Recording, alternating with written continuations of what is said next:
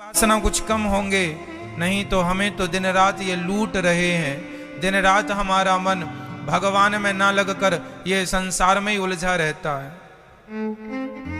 हम सबका ही मन परेशान करता है। लेकिन इसलिए यदि इस मन से आप बचना चाहते हैं तो रोज भगवान से यही निवेदन करो कि हे नाथ, हम नीच हैं, कपटी हैं, कामी हैं। सूरदास जी गाते हैं, मौसम कौन कुटिल खल कामी। मेरे समान कौन कुटिल, कौन खल कामी होगा। हनुमान जी अपने आप को कहते हैं, विभीषण जी, एक मैं मंद मोह बस, कुटिल हृदय अज्ञान। तिमि रघुनाथ निरंतर, प्रिय लाग्यो मोहि राम। मैं अज्ञानी हूं, हनुमान जी कह रहे हैं, जबकि वो ज्ञानी नामाग्र गण्यम है, अतुलित बलधामम। परम बुद्धिमान श्री हनुमान जी, पर वो कह रहे हैं कि मुझ जैसे मंद बुद्धि पर भी भगवान कृपा करते हैं। भगवान बड़े दयालु हैं भक्तों। हम में कोई पात्रता नहीं है, इसलिए ईश्वर जरा सी विद्या दे दें, तुम जरा से विद्वान हो जाओ, तो अपनी विद्या का अहंकार ना करना कि मैं बड़ा विद्वान हूं, बड़ा समझदार हूं, बड़ी योग्यता है। हम लोगों के पास जितना ज्ञान है, हम लोगों के पास कितना ज्ञान है, हम लोगों के पास उतना ही ज्ञान है जैसे सागर की एक बूंद को उठाकर कहा जाए कि देखो, अब ये सागर की एक बूंद को सागर से तौला जाए कि सागर कितना बड़ा है और वो बूंद कितनी बड़ी है। उस एक बूंद की सागर में क्या अहमियत है। बस इस धरती पर जितना भी ज्ञान है, किसी के पास कोई कितना भी बड़ा विद्वान क्यों ना हो, वह केवल एक बूंद है, ओनली सिर्फ एक बूंद। जबकि परमात्मा तो ज्ञान के सागर हैं, परमात्मा कृपा के सागर हैं। हम ज्ञान के बल पर भगवान को नहीं प्राप्त कर सकते, परंतु भगवान से प्रार्थना करें कि नाथ, हम अभागे हैं, हम कामी हैं, हम क्रोधी हैं, हम लोभी हैं, हम में ये तमाम बुराइयां हैं। जब हम अपनी बुराइयों को एक्सेप्ट कर लेंगे, स्वीकार कर लेंगे और सुधार कर लेंगे, तो भगवान निश्चित कृपा करेंगे। जैसे गाय अपने बछड़े को चाट चाट कर खुद निर्मल करती है, उसी प्रकार हम अपनी योग्यता से पवित्र नहीं हो सकते। भगवान कृपा करेंगे तो निर्मलता आ जाएगी, अन्यथा हम में कहाँ योग्यता है। इसलिए कहा जाए, हे नाथ, हमें स्वीकार कीजिए। जैसे जटायु को स्वीकारा है, जैसे केवट को स्वीकारा है, जैसे विभीषण को स्वीकारा है, नाथ हमें भी स्वीकार कर लीजिए। जब जीव भगवान के लिए रोता है, भगवान की याद में खो जाता है, डूब जाता है, तब भगवान कृपा करते हैं। पहले ये समझो कि क्या हम उनकी कृपा को पाने के योग्य हैं, अधिकारी हैं। आज हम लोगों में जरा सी योग्यता आ जाए, जरा सा धन आ जाए,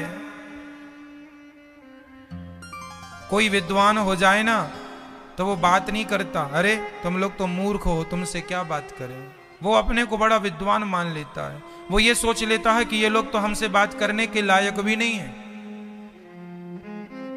बड़े पैसे वाले हम लोगों से बात नहीं करते। वो मानते हैं, अरे ये हमारे स्तर के लोग थोड़ी हैं, इनसे क्या बात करना।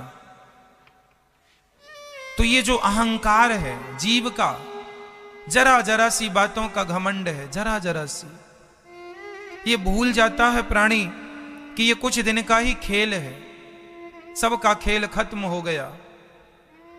किन का नहीं हुआ नाम बता दो, किन का खेल आज तक चल रहा है। सबका खेल खत्म हो गया, और जिनका आज चल रहा है वो भी खत्म हो जाएगा। इसलिए बूंद की तरह हम हैं, भगवान की कृपा को महसूस कीजिए, हर क्षण कृपा को, हर क्षण कृपा को मैं देख रहा हूं तो यह भगवत कृपा है। जब भगवान वृंदावन छोड़कर गए तो गोपियां भगवान की याद में रोने लग गईं। किसी ने कहा भगवान के लिए रोती क्यों हो? गोपियों ने कहा क्या बताएं, अब तो रोना ही बचा है, तो क्या मुझे रोने भी नहीं दोगे? अरे रोने से क्या हो जाएगा? गोपियों ने कहा जो सुख कृष्ण को देखने में था वही सुख कृष्ण की याद में रोने में है, एक ही बराबर है। कोई भगवान के लिए रोकर तो देखे, वही सुख है। जो कृष्ण को प्रत्यक्ष देखने का सुख है वही कृष्ण की याद में रोने का सुख है, एक ही बात है। गोपियां रोती हैं, इसलिए रोती हैं क्योंकि उन्हें रोने में सुख मिलता है। किसी विद्वान ने गोपियों की इस बात पर ठहाका लगाना शुरू कर दिया, अरे गोपियों तुम सच्ची मूर्ख हो, पागल हो, तुम्हारा दिमाग खराब है। क्यों महाराज, क्यों खराब है? तुम कहती हो कि रोने में सुख मिलता है। अरे रोने में कोई कैसे सुखी हो सकता है? रोता तो आदमी तभी है ना जब दुख होता है। गोपियां कहती हैं संसार के लोगों का रोना और हमारे रोने में बहुत अंतर है भैया, तुम नहीं समझोगे। तो उस विद्वान आदमी ने कहा जरा तुम ही समझा दो। तो गोपियों ने कहा सुनो, जब स्त्री बच्चे को जन्म देती है ना तो प्रसव की पीड़ा होती है। वो माँ, वो स्त्री रोती है, बहुत जोर जोर से रोती है, भयंकर रोती है। तो किसी ने उस स्त्री से कहा कि क्यों रो रही हो? बोले बहुत दर्द हो रहा है। तो वहां और भी स्त्रियां बैठी थीं। तो उस व्यक्ति ने उन स्त्रियों से कहा सुनो, जानती हो ये स्त्री क्यों रो रही है? बोले हाँ हम जानती हैं कि ये क्यों रो रही है, क्योंकि इसे बच्चा होने वाला है, प्रसव की पीड़ा हो रही है। तो वो व्यक्ति ने कहा कि अब सुनो, ये तुम जो सुन रही हो ना, अब तुम ऐसी गलती ना करना, तुम लोग बच्चे पैदा ना करना, क्योंकि तुम बच्चा पैदा करोगी तो तुम्हें भी ऐसे ही रोना पड़ेगा जैसे ये रो रही है। तो वहां बैठी सारी महिलाएं कहती हैं भैया कितना भी दर्द उठाना पड़े, कितना भी रोना पड़े, पर हर स्त्री एक बार मां बनना जरूर चाहती है। हमें वो सारा दर्द मंजूर है अपने बच्चे के लिए, सारा दर्द हम सह लेंगी बच्चे के लिए। जैसे स्त्री जब मां बनने वाली होती है तो उसे अंदर से बड़ी खुशी होती है, अंदर से बड़ी प्रसन्न होती है, पर वो रोती भी है। इस धरती में एक भी स्त्री ऐसी नहीं है जो बिना रोए मां बन गई हो। हर स्त्री को प्रसव के समय रोना ही पड़ता है, हाँ या ना? हर स्त्री जानती है कि बच्चे पैदा करने में बड़ा कष्ट होता है। कई बार स्त्रियां प्राण तक त्याग देती हैं, मर जाती हैं, लेकिन फिर भी ये दर्द हर स्त्री हंसते हंसते उठाना चाहती है, प्रसन्नता से उठाना चाहती है। गोपियों ने उस व्यक्ति से कहा अरे भैया तुम पुरुष हो, तुम क्या जानो कि मां बनने का सुख क्या होता है। उसी प्रकार तुम भक्त होते तो जानते कि भगवान के लिए रोने का सुख क्या है। भगवान की याद में रोने में जो सुख है वो सुख कौन जान सकता है? खग जाने खग ही की भाषा।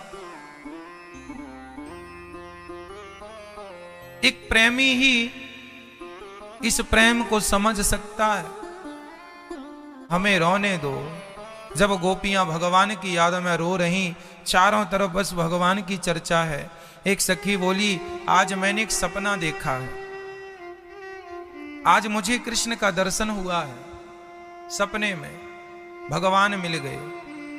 दूसरी सखी बड़ी प्रसन्न हुई, अच्छा तू बता, तूने जो सपना देखा उसमें कन्हैया के बाल कैसे थे? घुंघराले से थे ना? हाँ हाँ। उनकी आंखें कैसी थी? बड़ी सुंदर थी ना? उनके गाल कैसे थे? बड़े मनमोहक थे ना? उनकी अधर कैसी थी? बड़ी सुंदर थी। उनकी ग्रीवा कैसी थी? बड़ी अच्छी थी। उनके गले में माला कैसी लग रही थी? बड़ी सुंदर थी।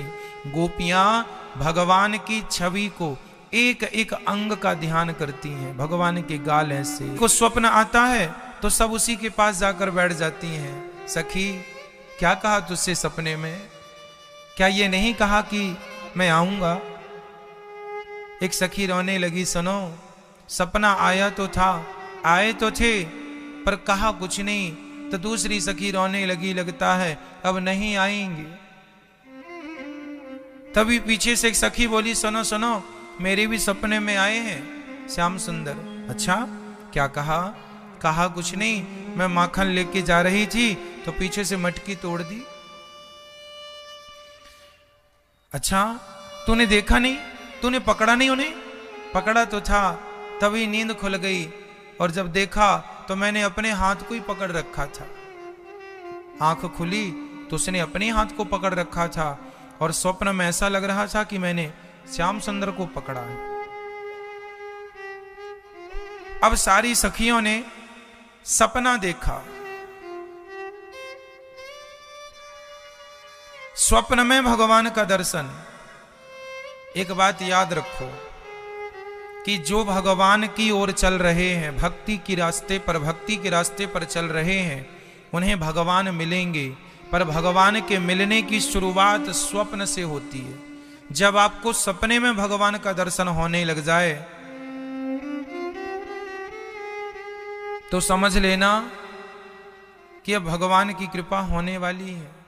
और सपने में जो भगवान का दर्शन किया करो, बस वो सपना किसी से कहने की जरूरत नहीं है। कुछ चीजें शेयर ना किया करो, कुछ चीजें बताया ना करो। बताने से ना वो चीजें कम हो जाती हैं। आप अपना दुख किसी को बता दोगे ना तो दुख कम हो जाएगा। किसी को सुख बता दोगे ना, सुख कम हो जाएगा, है ना। किसी को अपने पुण्य बता दोगे तो पुण्य कम हो जाएगा। आपने यदि 1000 रुपए दान किया और आपने 1000 लोगों से कह दिया कि मैंने 1000 रुपए दान दिया था, तो आपका 1000 रुपए खत्म हो गया। बता देने से पुण्य नष्ट हो जाता है, बता देने से दुख नष्ट हो जाता है। कोई दुखी व्यक्ति अपना दुख 10 लोगों से बता दे तो उसका दुख हल्का हो जाता है ना। तो बता देने से हर चीज कम हो जाती है। इसलिए स्वप्न में जो भगवान का दर्शन किया करो, यदि बताना है सिर्फ तुलसी को बताया करो। माता तुलसी माता को कह दो कि आज हमें स्वप्न में ठाकुर जी का दर्शन हुआ। किसी ये चीजें, अन्य सपने आप किसी को भी बता दो चलता है, पर भगवान का दर्शन जो आपने किया है उसे तो अपने अंदर ही रखो। यदि आपने सपना किसी, कारण यही है कि ईश्वर ये अनुभव केवल आपको कराना चाहते हैं। ईश्वर ये अनुभव सबको नहीं होता। ये भक्ति का जो पक्ष है ना, ये अनुभव का विषय है। ये कहने, बोलने, बतलाने का विषय नहीं है। भावनाओं का खेल है ये पूरा। इसलिए स्वप्न किसी को ना बताए जाएं, खासकर जब भगवान स्वप्न में आए तो। उल्टे सीधे सपने आप शेयर करते हैं, कोई दिक्कत नहीं है। पर जब भगवान का दर्शन हो, आज सपने में भगवान दिखे हैं मुरली बजाते हुए, आज भगवान आपको दिखे हैं कुछ बात करते हुए, बस उस सपने को महसूस कीजिए, उस आनंद में खो जाइए। और जब भी समय मिले बस स्वप्न की वही झांकी, जैसे सपने में आपको ठाकुर जी दिखे, राम जी दिखे, जगन्नाथ जी दिखे, बिहारी जी दिखे, जो भी आपका दर्शन हुआ है उनका स्मरण बनाइए और बस खो जाइए उस याद में, उस पल में, स्पर्श में। यदि आपने सपने में भगवान को छुआ है तो भगवान के स्पर्श को महसूस कीजिए, उस आनंद का अनुभव कीजिए और बस आनंद से उस अनुभव को, उसमें डूबे रहिए। इसी से आपके स्वप्न में भगवान का दर्शन बढ़ेगा।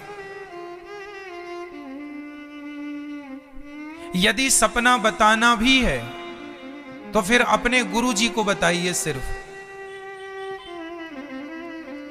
गोपियां अपना सपना एक दूसरे को बताती हैं, क्यों? क्योंकि वो सब ही भगवान की भक्त हैं।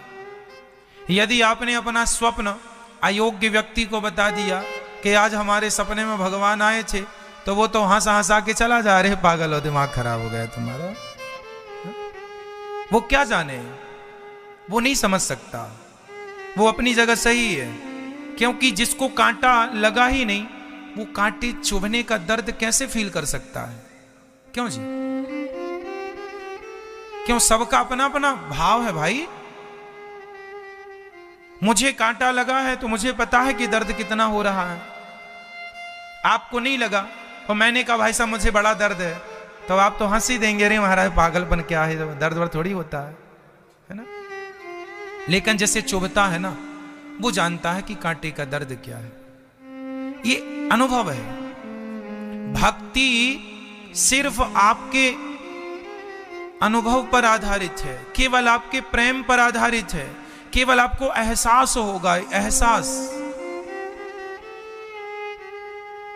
उस एहसास को, उस स्पर्श को महसूस कीजिए। जैसे गर्मियों में कभी कभी ठंडी ठंडी हवा चलने लग जाती है, गर्मियों में ठंडी ठंडी हवा, तो आप क्या करते हैं? उस हवा के स्पर्श को महसूस करते हैं। हवा जब आपको स्पर्श करती है तो आप उसके स्पर्श को महसूस करते हैं। बस ये भक्ति भी, जब भगवान की ओर आप बढ़ते हैं तो भगवान अपना अनुभव कराना मजाक बना लेते हैं। कई बार आप, ईश्वर ने तो आपको ये अनुभव इसलिए दिया था कि आप योग्य हैं इस अनुभव के, पर कई बार लोग योग्य लगते तो हैं पर योग्य होते नहीं। जब स्वप्न में दर्शन हो तो समझ लेना कि आप पहली सीढ़ी पर खड़े हो गए हैं, अब दूसरी सीढ़ी आएगी। अपना प्रेम, अपनी भक्ति और प्रगाढ़ कीजिएगा, प्रगाढ़ कीजिएगा और भगवान से कहिएगा प्रभु आप हमें दर्शन दीजिएगा। मैं तो ये तक जानता हूं, अनुभव करता हूं कि कई बार जो प्रश्न का उत्तर मुझे चाहिए होता है कहीं से नहीं मिलता, मैं भगवान से प्रार्थना कर देता हूं कि प्रभु इसका उत्तर क्या है, ये बात समझ में नहीं आ रही है, आप ही समझाइए। तो स्वप्न में मैं आकर के भगवान मुझे बिल्कुल उसी प्रश्न का उत्तर देते हैं और मैं जागता हूं तो बिल्कुल मुझे याद रहता है कि आज भगवान ने मुझे ये कहा था। ये एक बार का नहीं, अनेक बार का अनुभव है। याद रहता है कि भगवान ने ये कहा, एक एक अक्षर याद है। कई बार मैं कथा में वो बातें बोलता हूं जो स्वप्न में मुझे या तो गुरुजनों से मिली या तो भगवान ने कही। वो बातें मैं आपको कथा में बोलता हूं।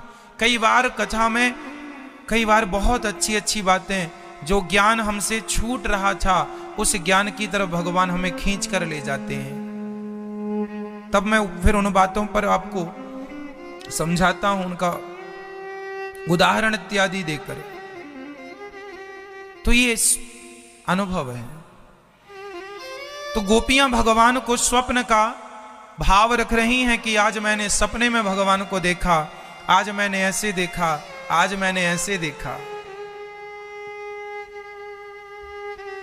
इसे जब आप स्वप्न में भगवान को देखने लग जाएंगे ना, तो ये पहली सीढ़ी है। फिर दूसरी सीढ़ी के लिए आपको एक प्रयास करना होता। फिर आप भाव बनाएंगे ना, कि आप एक भाव बनाइए, कल्पना कीजिए, तस्वीर बनाइए, कि इमेजिन कीजिए, एक भाव बनाइए कि मां यशोदा अपने कन्हैया को बुला रही हैं। जरा एक भाव बनाइए, एक कल्पना कीजिए, एक कल्पना के सागर में चले जाइए, डूब जाइए। भक्ति कल्पना ही तो है। सूरदास जी पद लिखते हैं। क्या लिखते हैं? पद। सूरदास जी तो अंधे हैं, पढ़े लिखे भी नहीं है, पर पद लिख रहे हैं। उन्हें कहां से पता चल रहा है? सूरदास जी भगवान की लीला को देखते जाते थे। और ये पद सूरदास जी का ही तो है। मैया मोरी मैंने ही माखन खायो, मैया मोरी मैंने ही माखन खायो। सूरदास जी अंधे हैं हमारे और आपके लिए, एक्चुअली में वो अंधे नहीं थे, अंधे तो हम सब हैं, हम तो आपका नहीं कहते, पर हम तो अंधे ही हैं। अरे जैसे संसार में सब कुछ दिख रहा है पर भगवान नहीं दिख रहे हैं, वही तो अंधा है। हम सब कुछ देख कर क्या करेंगे? और सूरदास जी को कुछ नहीं दिखता, केवल भगवान दिखते हैं, इसलिए हम नहीं कह सकते कि वो अंधे थे। अंधे तो हम हैं, अंधे तो हम हैं, हमें तो भगवान नहीं दिख रहे हैं, सो हम अंधे हैं। सूरदास जी देखते थे, क्या देख रहे हैं? मैया बोली च्योरे लाला तेने माटी खाई है। तो कन्हैया गा रहे हैं, कन्हैया कह रहे हैं मैया मोरी मैं नहीं माखन खायो, ओ मैया मैंने माखन ना खायो। ये जो लीला है आप भी इसे देखिए, इसे देखने का प्रयास कीजिए, एक कल्पना कीजिए। आओ जरा हम 2 मिनट कल्पना करें। कल्पना कीजिए कि मैया यशोदा अपने लाला को अपने सामने बिठाकर कन्हैया का श्रृंगार कर रही हैं, उनकी कंघी कर रही हैं।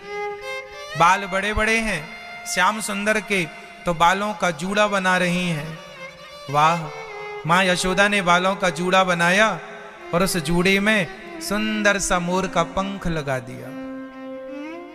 बड़ी सुंदर सी आंखें थीं, तो माँ यशोदा ने उन आंखों में काजल लगा दिया। वाह, सुंदर तो थी ही और सुंदर हो गई, काजल सुंदर लगने लगी भगवान के नेत्रों में जाकर।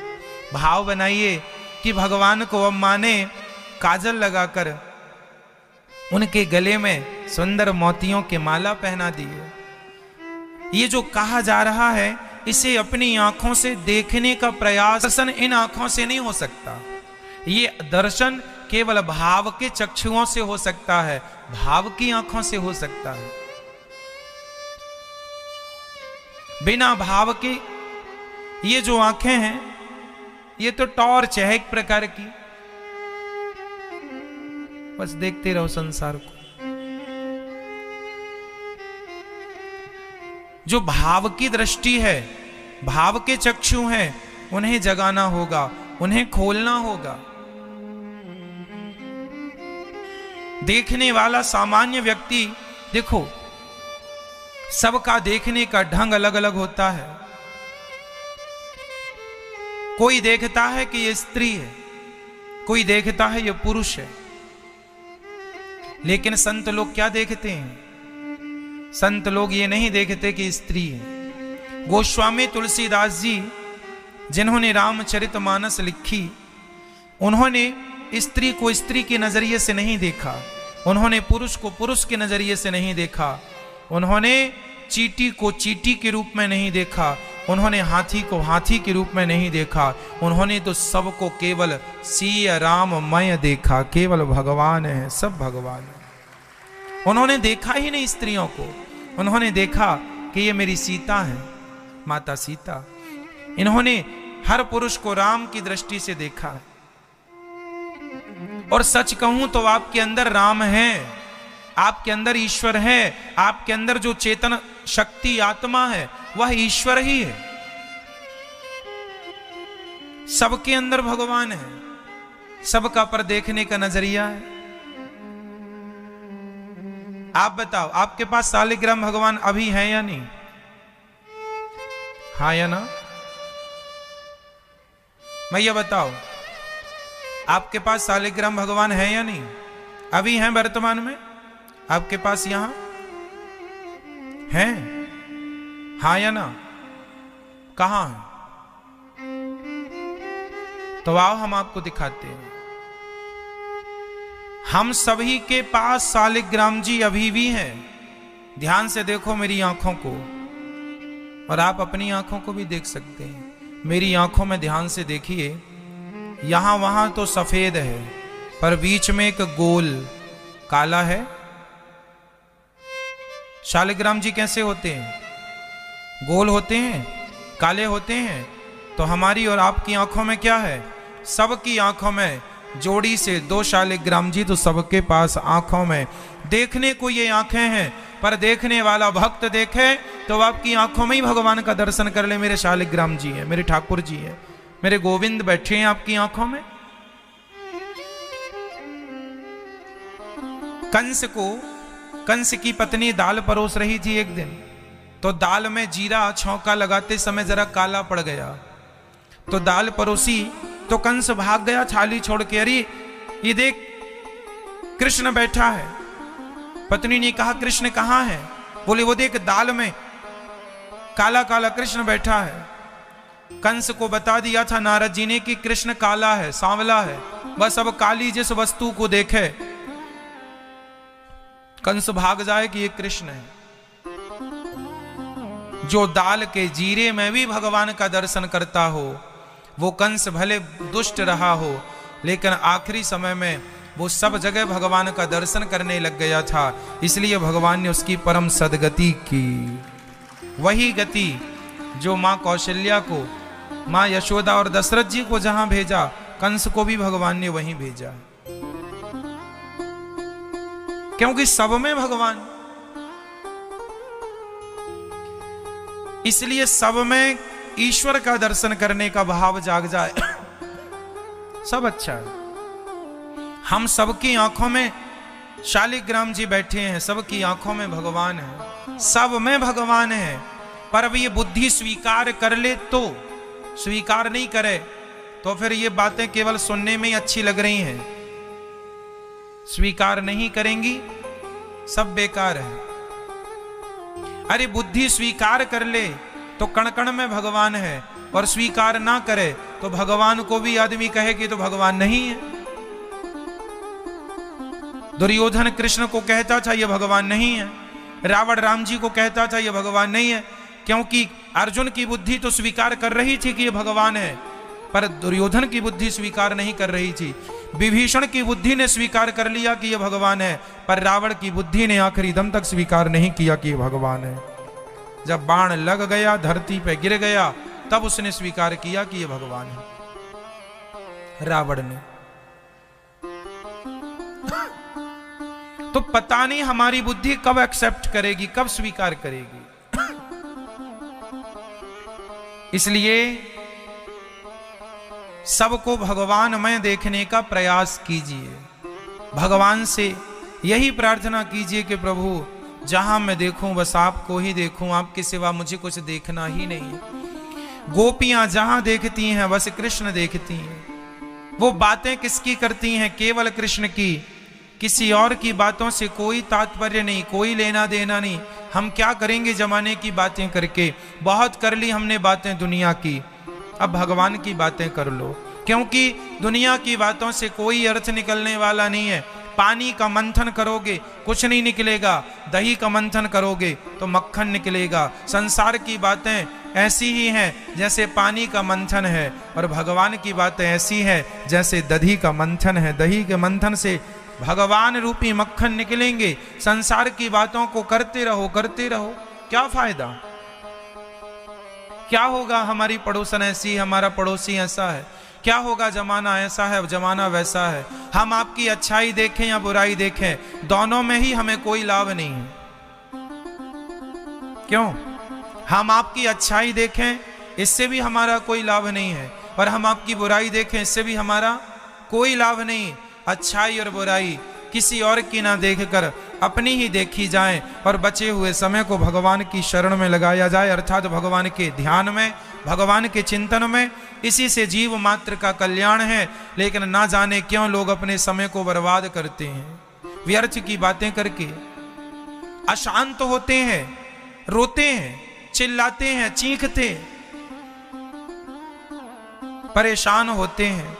ये विषय हम सबको दौड़ा रहे हैं, ये विषय हम सबको परेशान कर रहे हैं।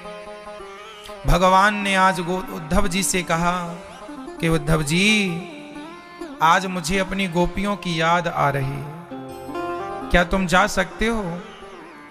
मेरी गोपियों का एक छोटा सा काम कर दोगे मेरा? क्या काम है गोविंद? मेरी गोपियों को कह दो कि वो मेरे लिए रोया ना करें, हम आएंगे। कहा घनश्याम ने उद्धव से वृंदावन जरा जाना, वहां की गोपियों को ज्ञान का कुछ तत्व समझाना।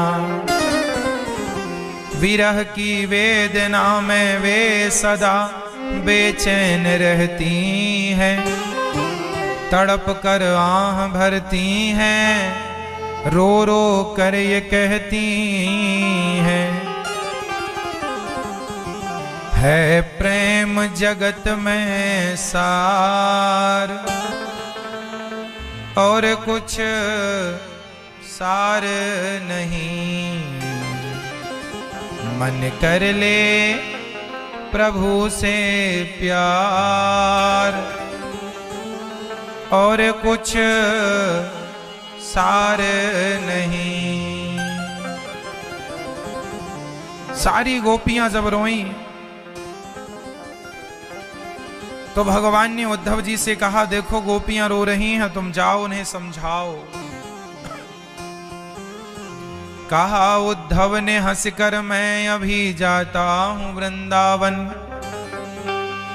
जरा देखूं कि कैसा है कठिन अनुराग का बंधन,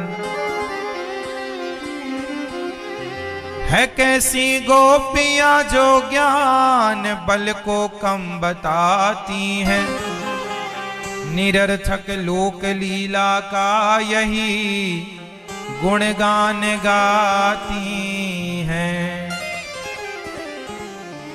गोपियां कहती हैं, है प्रेम जगत में सार,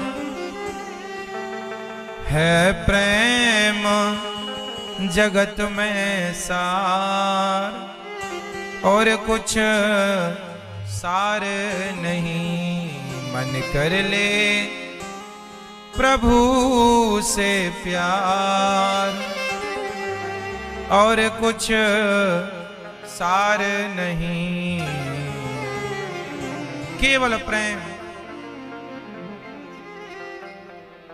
बताओ भगवान कैसे मिलेंगे? आपसे सवाल है मेरा, बताइए।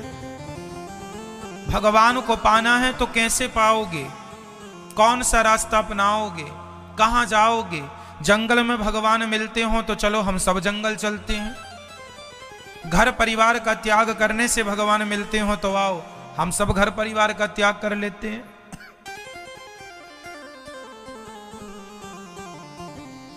मैया, ओ मैया, हो गई पंचायत आपकी?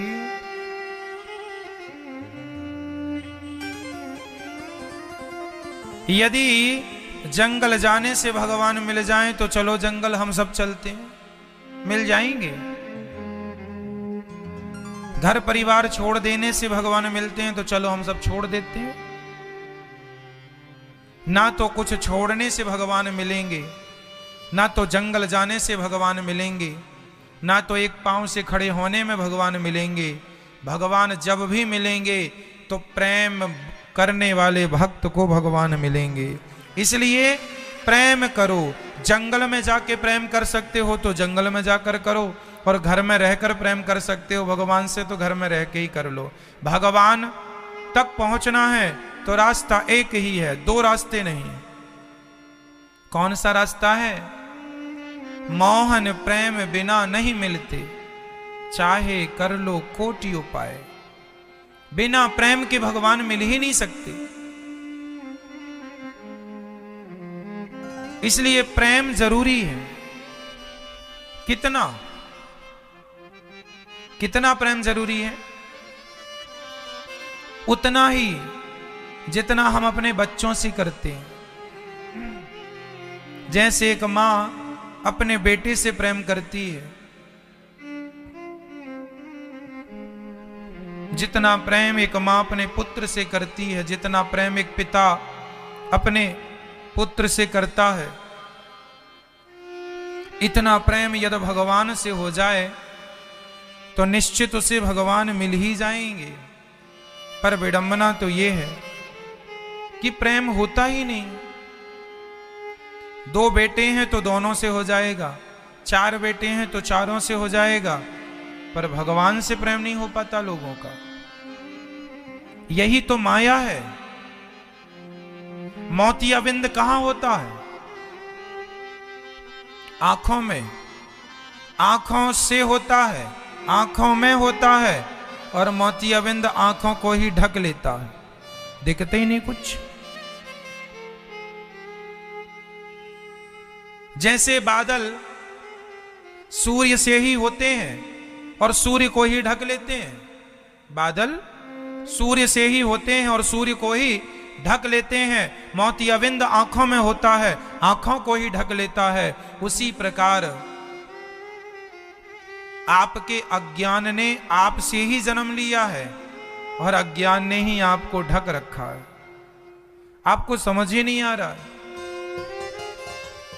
जरा सा मोह का पर्दा हट जाए और जरा दिव्य चक्षुओं से इंसान देख ले तो कुछ भी मिथ्या नहीं है, कुछ भी गलत नहीं नजर आएगा। ये संसार माया है, माया का पर्दा सबके आगे पड़ा हुआ, कुछ दिखता ही नहीं है।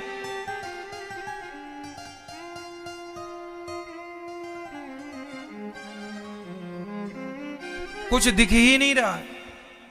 हम बोल रहे हैं, आप भी समझ रहे हैं इस बात को कि भगवान ही काम देंगे, भगवान ही सत्य हैं, उनसे प्रेम कर लो, उनमें मन लगा लो। सब जान रहे हैं ये बात, सब समझ रहे हैं, पर मन लगता ही नहीं है भगवान में। जान कर समझ कर भी नहीं लग रहा है। यही तो माया है। क्या आपको पता नहीं है कि संसार के लोग नश्वर हैं, इनमें प्रेम करना ठीक नहीं है, इनसे प्रेम करना, आप सब जान रहे हैं ये बात। लेकिन आप जान रहे हैं कि यहां गड्ढा है, फिर भी उसी तरफ जा रहे हैं। यही तो माया है। सब जान रहे हैं, सबको पता है कि झूठ बोलना पाप है, पर फिर भी सब बोल रहे हैं। सबको पता है कि क्रोध गलत होता है, क्रोध बुरा होता है, पर फिर भी सब क्रोध ही कर रहे हैं। सबको पता है कि काम गलत है, विषय वासना गलत है, पर फिर भी सब उसी तरफ भाग रहे हैं। ज्ञान का अभाव नहीं है, ज्ञान प्रचुर मात्रा में है, पर वो माया के कारण हम समझ नहीं पा रहे, ठग रहे हैं, हमें ठग रही है माया, हम ठगे जा रहे हैं। सारी जिंदगी हाय तौबा धन धन धन, अंत में खबर मिली निधन निधन निधन। सारी जिंदगी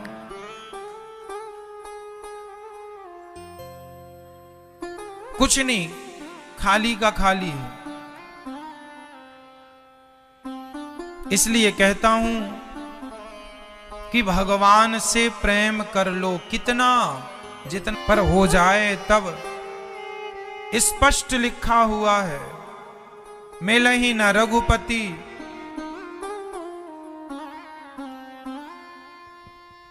मिलहि न रघुपति बिनु अनुरागा, किए जोग जप ज्ञान विरागा। भगवान बिना प्रेम के नहीं मिलेंगे, कितना भी ज्ञान पढ़ लो। उद्धव जैसे ज्ञानी आज भगवान ने वृंदावन भेजा है, जाओ मेरी गोपियों को प्रेम का कुछ ज्ञान का पाठ पढ़ाओ। पढ़ाने गए थे ये, पर खुद विद्यार्थी बन के पढ़ने लगे गोपियों के आगे। जब उद्धव जी पहुंचे, चले मथुरा से जब कुछ दूर, वृंदावन निकट आया। यहीं से प्रेम ने अपना अनोखा रंग दिखलाया। बिटप झुक कर ये कहते हैं, इधर आओ इधर आओ। बिटप वृक्ष, उद्धव जी को मानो वृंदावन के वृक्ष बुला रहे हैं, यहां आओ यहां आओ। और उद्धव ये बताओ कि हमारे श्याम सुंदर ने हमारे लिए कौन सा संदेशा भेजा है। बिटप झुक कर ये कहते हैं, इधर आओ इधर आओ। पपीहा कह रहा, पपीहा, पपीहा कैसे बोलता है? पी कहां पी कहां पी कहां, मतलब मेरे प्रियतम कहां है, मेरे कृष्ण कहां है। बेटप झुक कर ये कहते हैं इधर आओ इधर आओ, पपीहा कह रहा पी कहाँ ये भी तो बतलाओ। नदी यमुना की धारा शब्द हरिहर का सुनाती है, भ्रमर गुंजार से भी यही मधुर आवाज आती है। भौरा गुनगुना रहा, ऐसे गुनगुनाता हुआ वो कह रहा है कि मेरे कृष्ण कब आएंगे। ये वही भौरा है जो जब कृष्ण बैठा करते थे तो भगवान कृष्ण के पांव में जाकर के भगवान के चरणों को चूम लिया करता था। आज वो सोच रहा है कि कब मिलेंगे वो चरण, कब मैं दर्शन करूंगा। तो उद्धव जी के पास भौरा, उद्धव जी के पास ये वृक्ष मानो झुक झुक के कह रहे हैं, उद्धव जरा यहाँ आओ, हमारे कृष्ण ने क्या संदेशा दिया जरा ये बताओ। तभी उद्धव जी किसी को बुलाते हैं, अरे भैया सुनो, ये वृंदावन की नगरी है क्या? हाँ जी ये वृंदावन है। बताओ कहां से आए हो? हम मथुरा से आए हैं। हमारा आपका नाम क्या है? हमारा नाम परम मनीषी परम ज्ञानी बृहस्पति शिष्य उद्धव कहते हैं। बड़े विशेषण लगाए उद्धव जी ने, हम ज्ञानी हैं, बृहस्पति के चेला हैं और बड़े उच्च कोटि के ज्ञानी हैं। तो गांव के ब्रजवासियों ने कहा बताओ भैया तो हम आप ज्ञानी का क्या सम्मान करें, क्या सेवा करें? उद्धव जी ने बड़े अहंकार से कहा हमें आपकी कोई सेवा लेनी नहीं है, ये बताओ कि ये मैया यशोदा कहां रहती हैं? तो ब्रजवासी घबराए कि ये मैया का घर क्यों पूछ रहे हैं? भैया ये मैया के घर से क्या काम है, क्या करना है आपको मैया के यहां जाके? अरे तुम बताओ तो सही, हमें मैया को संदेशा देना है। संदेशा? किसका संदेशा? कन्हैया का, श्याम सुंदर का। ओहो, जैसे ही ब्रजवासियों ने सुना पूरे ब्रज में हल्ला हो गया कि कन्हैया का संदेशा आज बहुत दिनों बाद आया है। चलो कन्हैया को कम से कम हमारी निकल रही है। घर से तो नदी नहीं निकली, मैंने आज तक सुना, जहां तक जानता हूं घर से तो नदी नहीं निकलती। उद्धव जी से ब्रजवासियों ने कहा ये नदी नहीं है, ये अश्रु हैं, आंसू हैं। आंसू हैं? इतने आंसू? हां, सारी गोपियां, सारी गाय, सारा ब्रजमंडल उस कृष्ण की याद में इतने रोए हैं उद्धव कि आज तक युग बीतने के बाद भी आज तक ब्रजमंडल का पानी, वृंदावन का पानी खारा है, खारा है। करती थी कृष्ण कृष्ण पुकारा करती थी। उद्धव जी गए मां के पास, मां पागलों की तरह केवल कृष्ण की याद में, कृष्ण के स्मरण में, कृष्ण के चिंतन में जी रही हैं। तभी किसी ने कहा मां कन्हैया का संदेशा लाए हैं उद्धव जी। जैसी कन्हैया का नाम सुना आज चेतना आ गई, मैया उठकर खड़ी हो गई। भैया कहाँ है मेरा कन्हैया? मैया कन्हैया नहीं आए, उनका संदेशा आया। मैया ने कहा अच्छा मेरे कन्हैया को याद आई मेरी? बेटा उद्धव बता मेरे कन्हैया ने क्या कहा है? क्या उसने कहा? क्या अपनी मां को याद करता है? बेटा उद्धव एक बार अपने कन्हैया से कह देना कि वो, मुझे पता है कि कन्हैया छोड़कर क्यों चला गया, एक बार मैंने उखल से बांध दिया था इसलिए शायद नाराज होकर चला गया। उद्धव कह देना तेरे कन्हैया से कि अब नहीं आया ना तो मैया और जी ना सकेगी, मर जाएगी। अब बहुत जी लिया, अब जिया नहीं जाता। उद्धव ये दिन नहीं गुजर रहे कन्हैया के बिना, अब तो लगता है कि मर जाऊं। लेकिन विडंबना तो ये है ना कि मां यशोदा तो कब की मर जाती और गोपियां कब की मर जाती। तो किसी ने कहा तो मरी क्यों नहीं? अरे मर जाती। एक बार गोपियों से, मैया यशोदा से किसी ने पूछ लिया कि तुम कहती हो कि हम तो कृष्ण के वियोग में मर जाएंगे, मरी तो हो नहीं, कहती हो मर जाएंगे, कोई तो नहीं मरा। तब गोपियों ने और मां यशोदा ने कहा, बेटा हम तो मर ही जाती, बस जिंदा हैं तो बस एक शब्द के कारण, एक शब्द के, एक वाक्य के कारण। कौन सा वाक्य, कौन सा शब्द? बोले कन्हैया ने कहा था कि मैं 2 दिन बाद वापस आऊंगा। यदि हम मर जाएंगी और कल मेरे मरने के बाद कन्हैया आया और बोला मैया मुझे दूध पीना है, तो कल कौन उसे दूध पिलाएगा? कन्हैया आएगा, ये विश्वास था। इसलिए गोपियां और मैया यशोदा चाहती थी मरना, कृष्ण के वियोग में मरना चाहती थी, पर इसलिए नहीं मरी कि मैं मर गई और तब कृष्ण आ गया तो कौन उनकी सेवा करेगा, कौन दे। गोपियां मैया जिंदा हैं, अभी तक मरी नहीं। नाम पाहरू, यही सवाल राम जी ने कहा, पूछा हनुमान जी से। जब हनुमान जी लंका से लौटकर आए माता सीता का पता लगाकर, तो राम जी ने यही पूछा कि हनुमान ये बताओ सीता जिंदा है कि मर गई? हनुमान जी ने कहा प्रभु ऐसा अशुभ क्यों कह रहे हैं, जीवित है। राम जी को लगा अरे जीवित है, हमें तो लगा मर गई होगी सीता। क्यों? क्योंकि सीता ने कहा था, राम जी कह रहे हैं सीता ने कहा था कि यदि हमें अयोध्या से अपने साथ नहीं ले गए, राम जी ने कहा था कि मैं 14 साल के लिए वनवास जा रहा हूं, सीता तुम ना चलो। बहुत रोका था राम जी ने। यही ते अधिक धर्म नहीं दूजा, सादर सास ससुर पद पूजा। राम जी ने कहा था कि तुम अपनी सास की सेवा करना, अपने ससुर की सेवा करना। यदि तुम नहीं जाओगी सीता तो पिताजी जीवित रहेंगे, तुम भी चली गई तो पिताजी मर जाएंगे। राम जी को यह पता था कि पिताजी या तो मैं रह जाऊं तो जीवित रहेंगे, या लक्ष्मण रह जाएं तो जीवित रहेंगे, या सीता जी रह जाएं तो जीवित रहेंगे, पर तीनों नहीं रुके।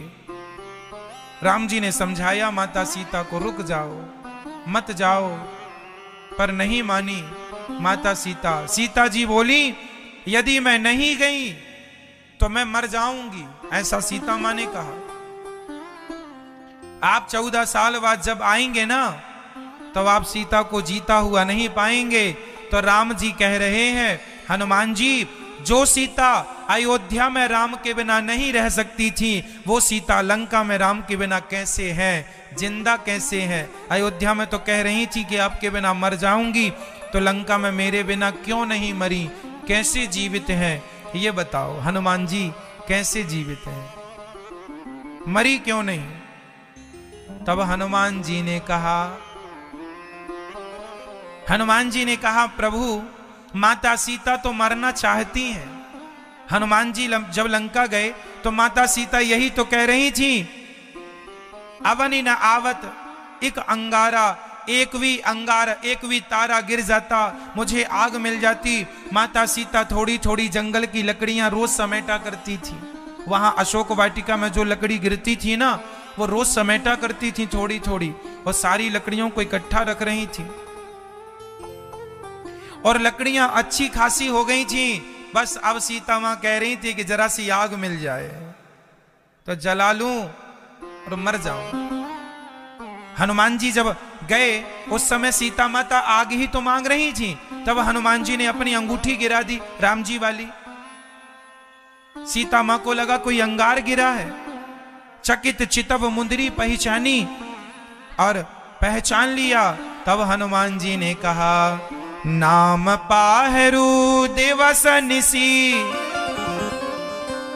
ध्यान तुम्हार कपाट, लोचन निज पद जंत्रिता, जाय प्राण के ही बाट। हे प्रभु, माता सीता तो मरना ही चाहती हैं, तो क्यों नहीं मरी? बोले नाम पाहरू, आपका नाम पहरा दे रहा है, आपका नाम जप रही हैं दिवस निसी, दिन और रात। नाम पाहरू दिवस निसी, दिवस मतलब दिन, निसी मतलब रात्रि। नाम पाहरू दिवस निसी, ध्यान तुम्हारे कपाट। आपका ध्यान इतना कर रही हैं कि वो दरवाजा बन करके बंद है। नाम पाहरू दिवस निसी, ध्यान तुम्हारे कपाट। लोचन निज पद जंत्रिता, माता सीता अपनी आंखों से अपने चरणों को देखा करती थी, अपने ही चरणों को। क्यों? क्योंकि माता सीता के दाहिने पांव में जो चरणों पर, दाहिने पांव में जो चरणों पर निशान थे, वही चरणों के चिन्ह राम जी के बाएं पांव में थे। और माता सीता के बाएं पांव में जो निशान थे शंख चक्र गदा पद्म के, वही बाएं पांव के निशान राम जी के दाएं पांव में थे। ये समझो कि भगवान नारायण के चरणों में जो चिन्ह होते हैं ना, वही चिन्ह माता लक्ष्मी के चरणों में भी होते हैं। बस इतना अंतर हो जाता है कि जो चरण चिन्ह भगवान के दाहिने पांव में है, वो माता जी के बाएं पांव में आ जाते हैं, और जो बाएं पांव में है भगवान के, वो दाएं पांव में आ जाते हैं। तो सीता जी अपने, लिखा है ना, लोचन मतलब आंखें, नेत्र। लोचन निज पद, निज मतलब स्वयं के पद मीन्स अपने पांव। लोचन निज पद जंत्रित, केंद्रित है। आंखें खुद के पांव को देख रही हैं। अब प्राण जाए के ही बाट, प्राण निकलना तो चाहते हैं पर प्राणों को निकलने का कोई रास्ता ही नहीं मिल रहा है। इसलिए माता सीता जी अभी तक जीवित हैं, आपके ध्यान में खोई हैं। हनुमान जी ने ये बात कही। ऐसे ही गोपियां, मैया यशोदा कृष्ण की याद में ऐसी खोई कि अब कोई प्राणों को निकलने का रास्ता ही नहीं मिल रहा। उद्धव जी को बात करते करते सुबह हो गई, पूरी रात मां यशोदा के संग गुजारी। कह दिया उद्धव ने, न माता न पिता तस्या, न भार्या न सुतादयः, नात्मीयो न परश्चापि, न देहो जन्म एव च। उद्धव जी सवेरे गए तो गोपियां दीवार में कृष्ण का चित्र बना रही थी। पूछ लिया, अरे ये चित्र किसका है? बोले कृष्ण का। तो क्यों बना रही हो? इसके तो आंख सुंदर, कान सुंदर, गाल सुंदर, पांव तो किसी के बनाया ही नहीं। गोपियों ने कहा, जिस कृष्ण के पांव थे वो तो छोड़कर चला गया, अब तो केवल इनके तस्वीर के सहारे जीवन गुजर रहा है। कहीं तस्वीर के पांव बना दिया और ये तस्वीर भी छोड़कर चली गई ना उद्धव, तो हम सभी गोपियां मर जाएंगी। मैं भगवान की सेवा में लगता है,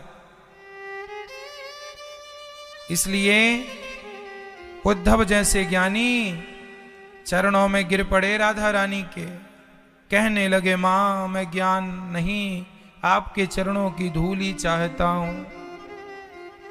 आशा महो चरण रेणु जुषा महम श्याम, वृंदावने किमपि गुल्मलतौषधीनाम्,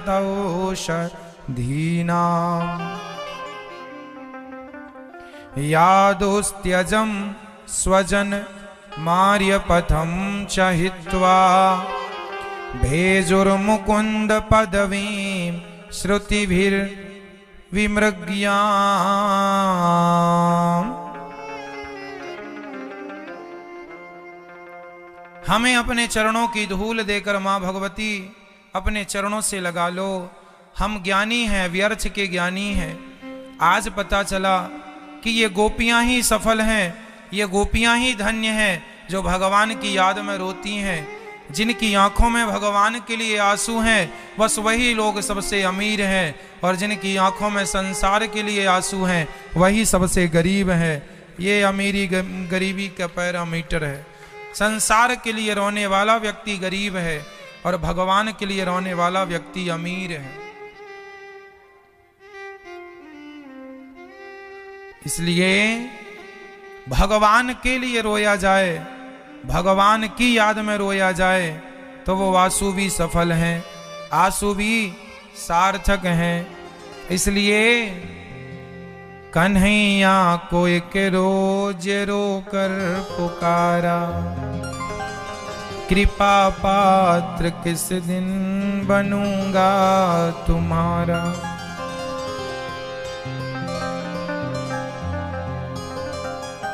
भगवान को रोकर के पुकारे कोई तो भगवान बहुत जल्दी मिल जाते हैं। छोटा सा बच्चा मां के संग सोता है, यदि बिस्तर से गिर जाए तो वो खुद से बिस्तर में चढ़कर जा नहीं सकता, लेकिन रो तो सकता है ना। जब रोता है तो माँ कहीं भी होती है, दौड़ कर आती है, छाती से लगाती है। हमें नहीं पता कि भगवान कहाँ है, हमें नहीं पता कि वो कहाँ रहते हैं, लेकिन हम जहाँ हैं वहीं से रोएंगे तो वो कहीं भी हो जाएंगे होंगे, वो अपने भक्त के लिए वहीं आ जाएंगे जहाँ आप खड़े हैं। इसलिए भगवान को 4 चीजें बड़ी पसंद हैं। गीता में लिखा है, पत्रम पुष्पम फलम तोयम यो में भक्त्या प्रयच्छति। 4 चीजें बड़ी पसंद है। पत्रम, पत्ता बड़ा पसंद है भगवान को। कौन सा पत्ता? तुलसी का। हाँ, तुलसी का। पर तुलसी का ही नहीं, तुलसी का पत्ता पसंद तो है, पर तुलसी के पत्ते के संग हम अपने आप को तुलसी के पत्ते की पत्ता बिल्कुल हल्का होता है, कोई वजन ही नहीं उस पत्ते में। ना केवल आप अपने काम, क्रोध, लोभ, मोह, ये जो आप लोग वजनदार कैसे हो गए? आप भी बड़े हल्के थे, लेकिन जब से काम आया, क्रोध आया, लोभ आया, आपके अंदर तमाम बुराइयां आई तो आपका वेट बढ़ गया, वजन बढ़ गया।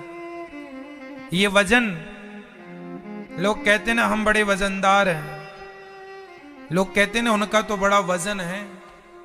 वजनदार आदमी है, मतलब वजनदार आदमी के बहुत सारे अर्थ होते हैं। एक अर्थ ये है कि वो बड़ी पकड़ वाले व्यक्ति, पहुंच वाले व्यक्ति, और पहुंच वाले होंगे तो स्वाभाविक है अहंकार आएगा। ऊंट पर जो बैठ जाता है वो ना चाहे तो भी मटकता है, ऐसे ऐसे। ऊंट चलेगा तो आप ऐसे हिलेंगे, ऊंट पर कोई बैठ बस जाए वो ना चाहे तो भी मटकता है, अर्थात हिलता डुलता है। ये जीवन है ही ऐसा। एक फुटबॉल एक महात्मा जी से बोली। फुटबॉल ने कहा, महात्मा जी सब लोग मुझे लात मार रहे हैं, यहां जाती हूं वहां से लात मारा। फुटबॉल को लात मारते ना, फुटबॉल होती है कि वॉलीबॉल होती है? फुटबॉल ही होती है। कंफर्म आप लोग कर लेना, देखो ये हमें कंफर्म नहीं है। फुटबॉल को लात मारते हैं, यहां से लात मारा वहां गई, वहां से लात मारा यहां आई, यहां से लात मारा वहां गई। एक बार फुटबॉल ने महात्मा जी से कहा, सब लात मारते हैं, मैंने कौन सा पाप किया है, सबका लात खाती हूं। संत जी ने कहा, मैं तुझे बचा सकता हूं लातों से, मेरी बात मानेगी? हाँ हाँ मानूंगी। संत जी ने कहा, ये जो तूने अपने अंदर हवा भर रखी है, ये हवा निकाल दे, फिर तुझे कोई लात नहीं मारेगा। ये जो हवा भरी है ना, तब तक ही लातें पड़ती हैं जब तक हवा होती है। हवा निकल जाए फुटबॉल की तो कौन लात मारता है? बस जब तक आदमी के अंदर अहंकार की हवा भरी होगी तब तक ही लातें पड़ती हैं, तब तक ही दुख मिलता है। यदि अहंकार निकल जाए व्यक्ति के अंदर से तो व्यक्ति आज का आज सुखी है। आप लोग अपने ये अहंकार की हवा निकाल दो, आज ही आप लोग सुखी हो जाएंगे, लेकिन आप निकालते नहीं और सुख मिलता नहीं। तो जब हवा निकाल देंगे तो आपका वजन कम हो जाएगा।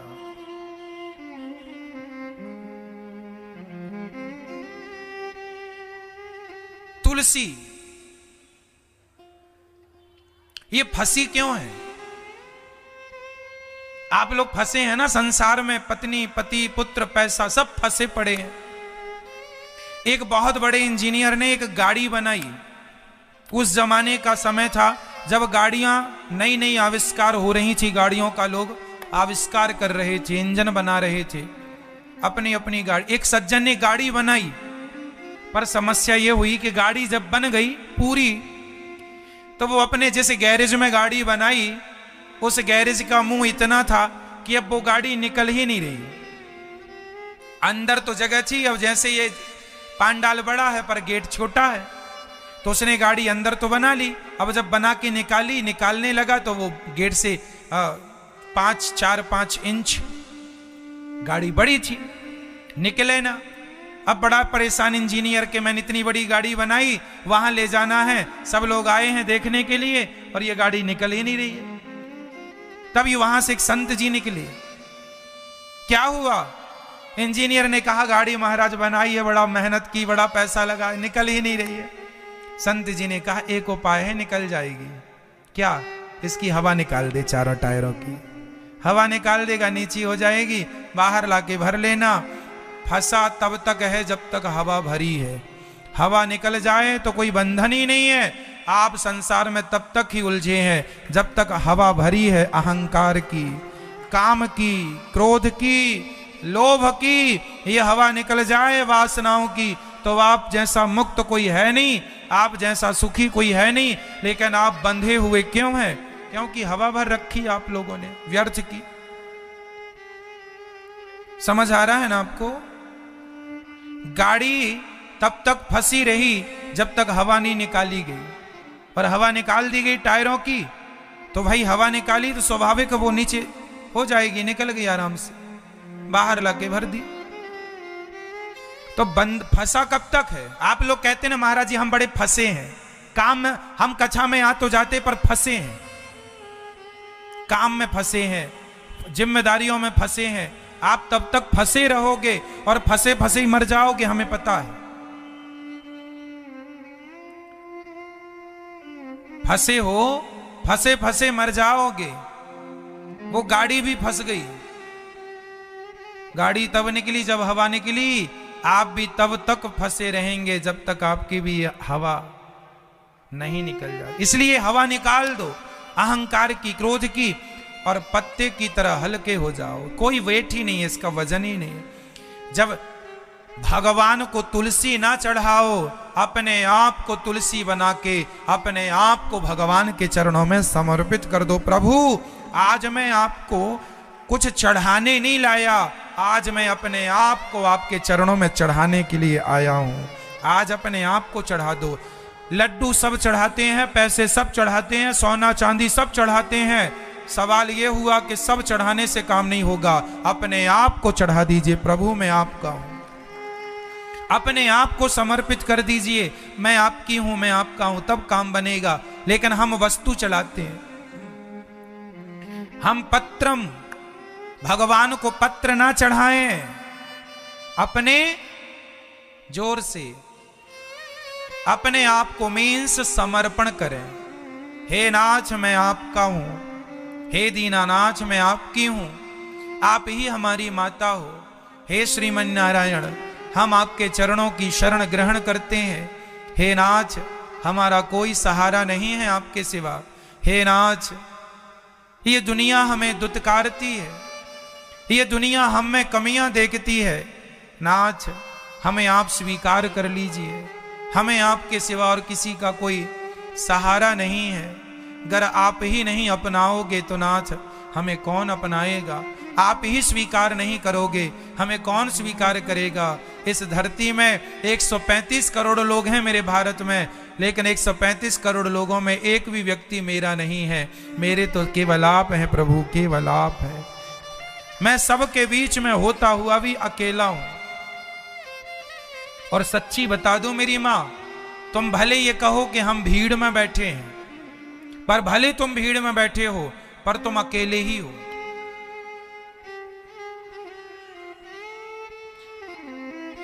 और मैं ये कह दूं आपको कि अकेले आए हो, अकेले जाना है, इसलिए अकेले रहने की आदत बनाया करो, ज्यादा भीड़ में ना रहा करो। एकांत का वासा झगड़ा ना झांसा,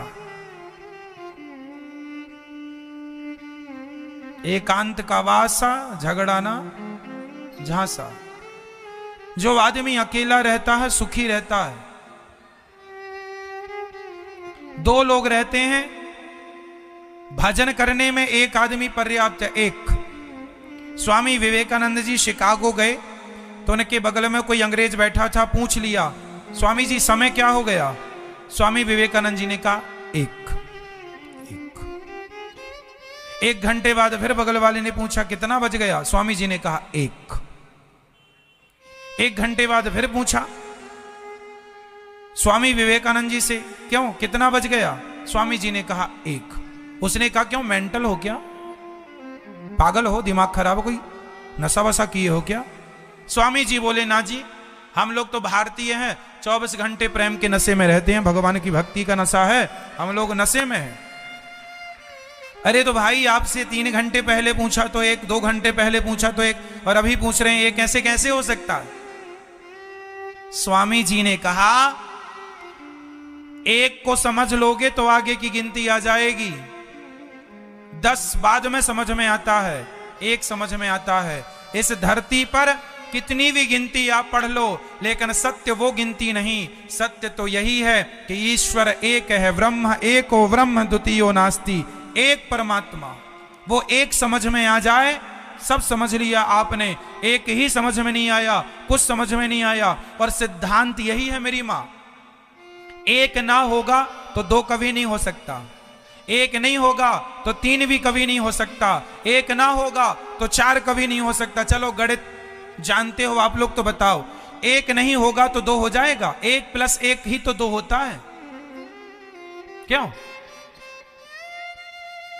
1 + 2 = 3 तो होता है, 1 + 4 = ही तो 5 होता है, क्यों? 1 नहीं हो तो 2 हो सकता है, 3 हो सकता है, 4 हो सकता है, 5 हो सकता नहीं। मूल में एक है, वह एक परमात्मा है, एको ब्रह्म द्वितीयो नास्ति। मूल में एक श्रीमन नारायण है, वह एक को पकड़ लिया, एक को समझ लिया तो फिर एक समझ में आ गया तो 2 भी आ जाएगा, 3 भी। इसलिए 2, 3, 4, 5 के पीछे नहीं भागना, सिर्फ एक को पकड़ लो, एक आ गया तो बाकी सब आ जाएगा। एक मूल में एक है, ईश्वर एक है, जिन्हें हम नारायण कहते, वही नारायण राम है, वही नारायण श्री कृष्ण है, वही जगन्नाथ जी हैं, विठलनाथ जी हैं, द्वारिकाधीश जी हैं, तिरुपति वाला जी, रंगनाथ जी हैं, वही है।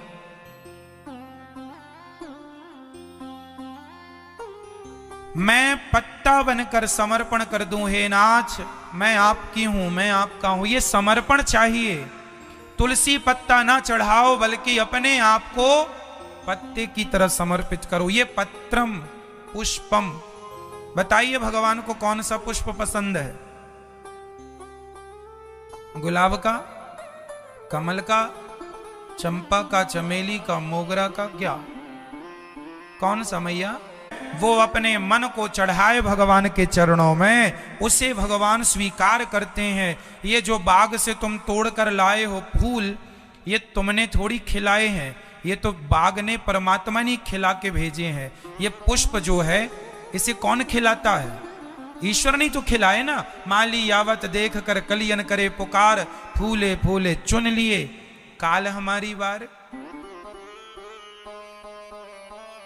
ये पुष्प ना आपने बनाया ना मैंने बनाया, ये तो ऑलरेडी ईश्वर ने बनाया है। इसलिए उनकी वस्तु उन्हें क्या चढ़ाते हो? मन तुम्हारा है, अपना मन चढ़ा दो ना, फूल बना के भगवान के कदमों में। प्रभु तुम्हें सौंपता हूं अमानत तुम्हारी। मन नहीं चढ़ाते लोग 200 रुपए का। मन कितना है भगवान के कदमों में, ये बताओ, कितना याद करते हो? आपको दिन भर आपका बेटा याद आता है कि नहीं? हाँ या ना? क्यों आता है? क्योंकि मन बेटे में है। दिन भर पत्नी याद आती है क्योंकि मन पत्नी में है। दिन भर पति याद आता है क्योंकि मन पति में है। दिन भर पैसा याद आता है क्योंकि मन पैसे में है। दिन भर भगवान याद आएंगे तो यह सिद्ध हो जाएगा कि मन भगवान के चरणों में है। यहीं से पता लगेगा।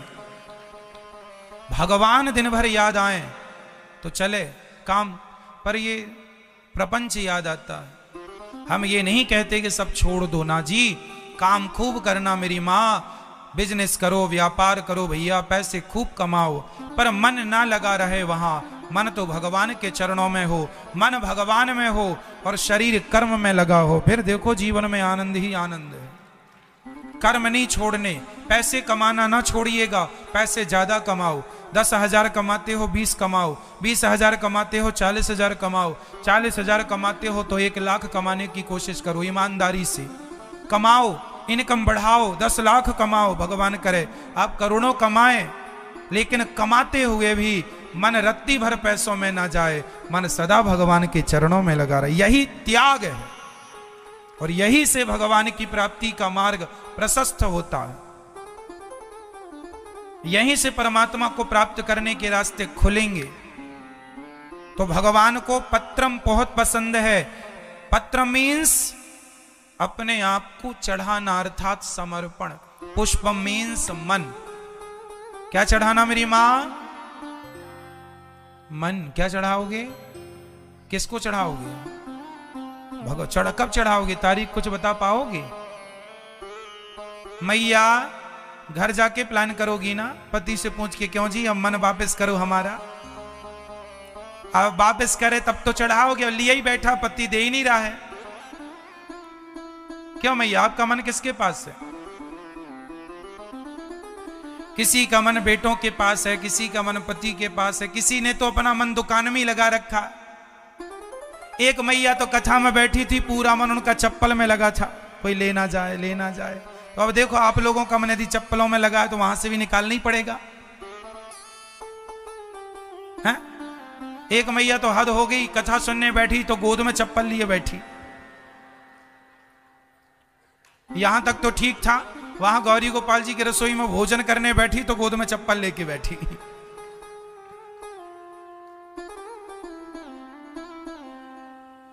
क्या करो, मन से चप्पल जूते नहीं हट रहे हैं। अब मन चप्पलों से हटे, मन संसार से हटे तो भगवान में लगे। अब हटे तो ना लगे, हटे ही नहीं तो लगे कहां से? नहीं हट रहा लोगों का। आजकल के आदमी को तंबाकू में मन नहीं हट रहा, तंबाकू से नहीं हट रहा। पाउच खोल के पूरा का पूरा उड़ेल लेते हैं अपने मुंह में कचरा। इनका मन हट नहीं रहा है। इनसे मन हटे तो भगवान में भी लगे। अब आदमी बीड़ी नहीं छोड़ पा रहा, अब बीड़ी से मन हटे तो वहां लगे। सिगरेट से नहीं छूट रहा है मन, अब बताओ। अब गांजा, शराब से मन हटे था ना भगवान में लगेगा। गांजा और शराब में ही मन लगा है तो कैसे भगवान में मन लगेगा? आजकल का आदमी इन गंदी गंदी चीजों से अपने मन को नहीं हटा पा रहा है। सोचो कि जो आदमी तंबाकू, सिगरेट, बीड़ी, शराब, मांस ना छोड़ पाया, वो काम, क्रोध, लोभ, मोह भला क्या छोड़ पाएगा? इनसे क्या घटिया चीज ना छूट पाई? मांस जैसी गंदी चीज ना छूट पाई।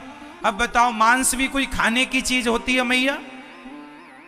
बोलो मेरी मां, मांस कोई खाने की चीज है? अपने स्वाद के लिए आप किसी जीव की हत्या कर रहे हैं, क्या ये उचित है? आपको कोई मार डाले और कहे कि हम तुम्हें खाएंगे मारकर, तो आप हाथ विनती जोड़ोगे, भैया हमें क्यों मार रहे हो? खाने को क्या फल नहीं है? खाने को क्या अन्य चीज नहीं है? हमें जाने दो, हमारे बच्चे हैं छोटे छोटे, हमें। अब वो लोग कहे नहीं जी तुम्हें पका के खाएंगे। और तुम्हारे शरीर में जीते जी, तुम्हारे शरीर में पूरा नीचे से ऊपर तक वो पैना सा, नुकीला सा चुभा दे और सिर से निकाल दे जीते जी, और आग में नीचे आग लगाए और ऊपर तुम्हें ऐसे घुमा घुमा के सेके और तुम्हारी फिर टांगों को चबा चबा के खाए। शोभनीय है? फिर आप क्यों मछली को खाते हो? मछली में को पकड़ते हैं लोग, उसके मुंह से नुकीला सा वो लोहे का छोटा सा सरिया डाल देते हैं, नुकीला सा पीछे से निकाल देते हैं और उसको जिंदा भूंजते हैं, है ना? कितना तड़पती है वो।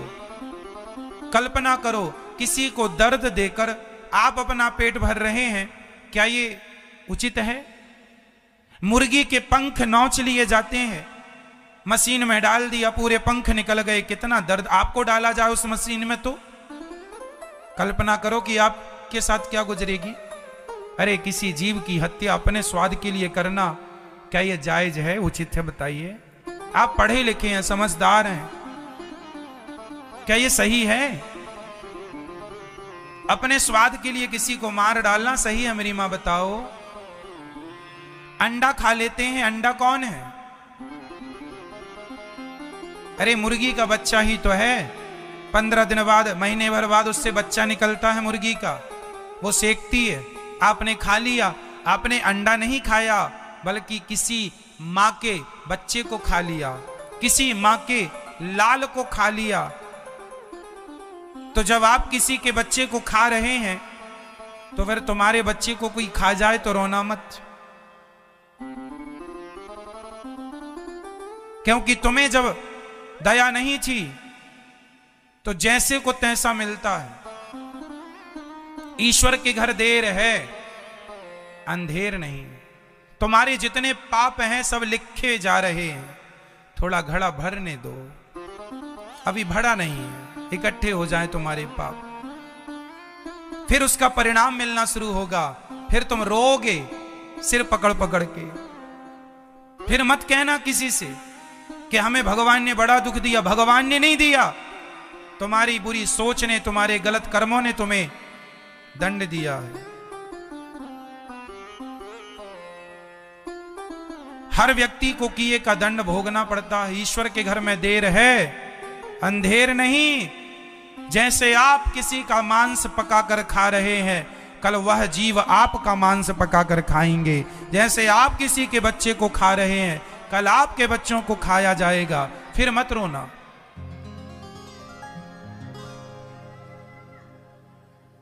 खाने को दाल चावल सब्जी रोटी काजू बादाम पिस्ता नहीं है क्या? इतना बढ़िया बढ़िया 56 भोग है, फिर भी आप ये ना खाकर केवल जीव का मांस खा रहे हैं। इसलिए मेरी मां, भगवान को मन चाहिए, सुंदर मन। जब आपका मन सबसे हटेगा तब तो मन भगवान में लगेगा। लगा लो मन मेरी मां, इसी से गति है।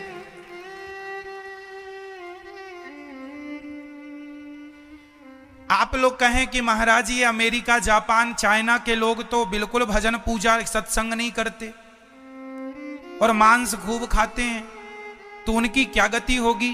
तो सुनो, ये अमेरिका जापान चाइना के लोग जब मर कर जाते हैं ना, तो यमराज जी इनसे पूछते हैं क्यों, कोई पुण्य किया? तो वो कहते हैं ये पुण्य क्या होता है? वो कहते हैं ये पुण्य, मेरी मां सच बताऊं, मनुष्य बहुत लोग हैं, चाइना में भी मनुष्य रहते हैं, अमेरिका में भी मनुष्य रहते हैं, पर भारत के मनुष्य ही सर्वश्रेष्ठ मनुष्य हैं। क्योंकि यहां आपको यह पता है कि पाप क्या है और पुण्य क्या है। पाप पुण्य का ज्ञान आपको है, धर्म कर्म का ज्ञान आपको है। अन्य देशों के मनुष्यों को तो मनुष्य का शरीर मिला जरूर है, पर उन्हें यह भी ज्ञान नहीं कि पाप क्या पुण्य क्या, सत्संग क्या, क्या खाना है क्या नहीं खाना, उन्हें तो ये तक ज्ञान नहीं है। उन्हें भी एक प्रकार का जानवर ही मानो आप, उन्हें भी एक प्रकार का आप जानवर ही मानो। क्यों? क्योंकि जितनी बुद्धि आपके अंदर है उतनी बुद्धि उनके अंदर नहीं। अब आप कहेंगे महाराज जी वो तो बड़ी बड़ी रिसर्चें करते हैं, बड़ी बड़ी मिसाइलें बना रहे हैं। तो मिसाइल बना लेना, रिसर्च कर लेना, कामयाबी हासिल कर लेना, इससे आध्यात्म का कोई लेना देना नहीं है। अब ये बताओ कि इतनी बड़ी बड़ी मिसाइलें बनाई गई हैं, इन मिसाइलों से बताओ किसको फायदा हुआ? परमाणु बनाया गया, किसको फायदा हुआ? परमाणु या तो आप हमारे ऊपर पटको या तो हम आपके ऊपर पटकें, निर्दोष जनता मरेगी कि नहीं? लाखों की संख्या में छोटे छोटे बच्चे मर जाएंगे, मां बहन बेटियां मर जाएंगी। नागासाकी में पटका गया था, आज तक वहां के बच्चे विकलांग पैदा होते हैं। बताइए क्या ये परमाणु क्या हमारे और आपके में किसी के लिए फायदेमंद है?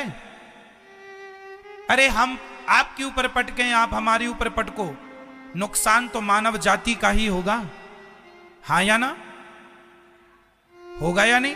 निर्दोष लोग मारे जाएंगे। क्या अपराध था उन लोगों का? जापान में पटका गया था अमेरिका के द्वारा परमाणु, एक नहीं 2 पटके गए। तो अमेरिका ने पटक कर क्या पा लिया,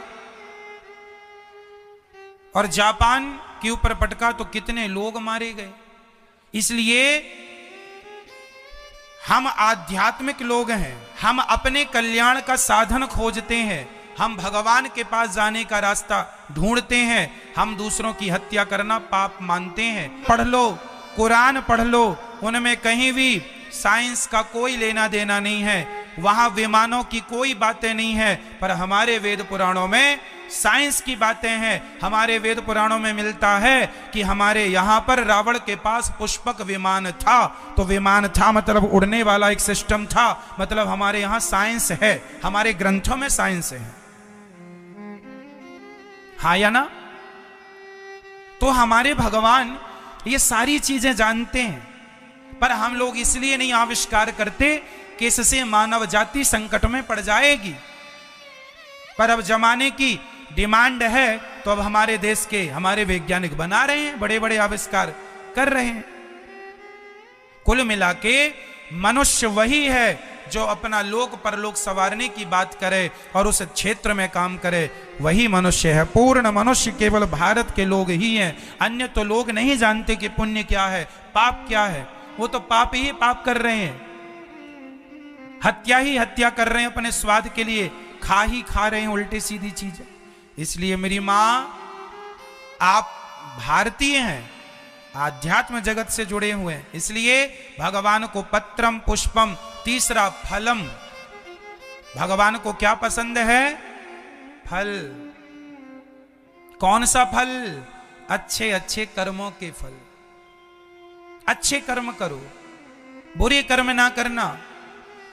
ये चाइना, अमेरिका, जापान के लोग यदि मांसाहारी हैं और ये खाते हैं उल्टा सीधा और उल्टे सीधे काम करते हैं, तो चाहे कहीं के क्यों ना हो, नरक तो जाना पड़ेगा। और तुम भारत के लोग भी गलत करोगे, तुम्हें भी नरक जाना पड़ेगा। ईश्वर का हिसाब सबके लिए समान है ना, सबके लिए। आप लोगों को ज्ञान है, उन लोगों को ज्ञान भी नहीं, फर्क कितना है। इसलिए हाथ जोड़कर कहता हूं मेरी मां, पाप ना करना, अच्छे कर्म करना, बुरे कर्म करने नहीं आए हम यहां। सेवा करो, परोपकार करो, किसी की विपत्ति पे खड़े हो जाओ, काम आओ किसी के। अरे ये शरीर एक दिन नष्ट हो जाएगा, जब तक जीते जी हम किसी के काम आ जाएं, इससे बड़ी उपलब्धि जीवन की क्या हो सकती है? बताओ, हम तो एक दिन, आज मेरा ये हाथ है, एक दिन मेरा ये हाथ चिता पे पड़ा, मोमबत्ती की तरह पिघल रहा होगा। आज ये मेरा शरीर है, कल ये शरीर एक दिन पिघल जाएगा, चिता पे खत्म हो जाएगा। क्या नहीं हो गए सबके? क्या मेरे नहीं होगा? सबका हो जाएगा। इसलिए जितना हो सके शरीर से पुण्य कर लिया जाए, आपके काम ये शरीर आ जाए। इस शरीर तो देखो, ये हाड़ मांस का टुकड़ा है, आज है कल रहेगा, कोई इसका भरोसा नहीं है, कोई गारंटी नहीं ले सकता ना कि भाई आज है कल रहेगा। पर जब तक ये शरीर है, इससे परोपकार किया जाए, बस आज कर लो, कल कर पाते हो नहीं कर पाते पता नहीं, कर लो आज, अच्छे काम कर लो, पुण्य कर लो।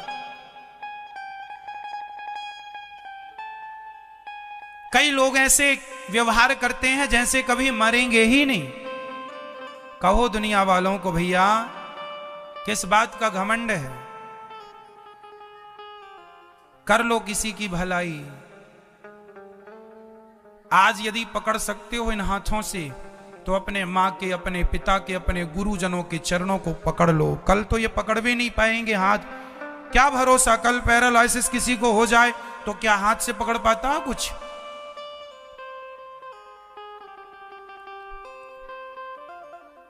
आंखें अच्छी हैं तो भगवान को देख लो, पता नहीं कल अंधे हो गए तो। वाणी अच्छी है तो भगवान का नाम जप लो, अच्छी बातें कर लो, कल गूंगे हो गए तो? क्या लोग हो नहीं जाते गूंगे? क्या लोग हो नहीं जाते अंधे? क्या लोग हो नहीं जाते लंगड़े? क्या भरोसा कि कब भगवान किसके साथ क्या हो जाए। जीवन यही है, परोपकार के लिए रहो। मरना सबको है, कोई पाप करके मर रहा है, कोई पुण्य करके मर रहा है। मर्जी आपकी, आप दोनों के लिए स्वतंत्र हैं। मर्जी आपकी है। आपकी आंखों के सामने शराब भी रखी है और दूध भी रखा है, क्या पीना है क्या नहीं पीना, आप दोनों के लिए स्वतंत्र हैं। आपका डिसीजन है कि आपको क्या लेना है।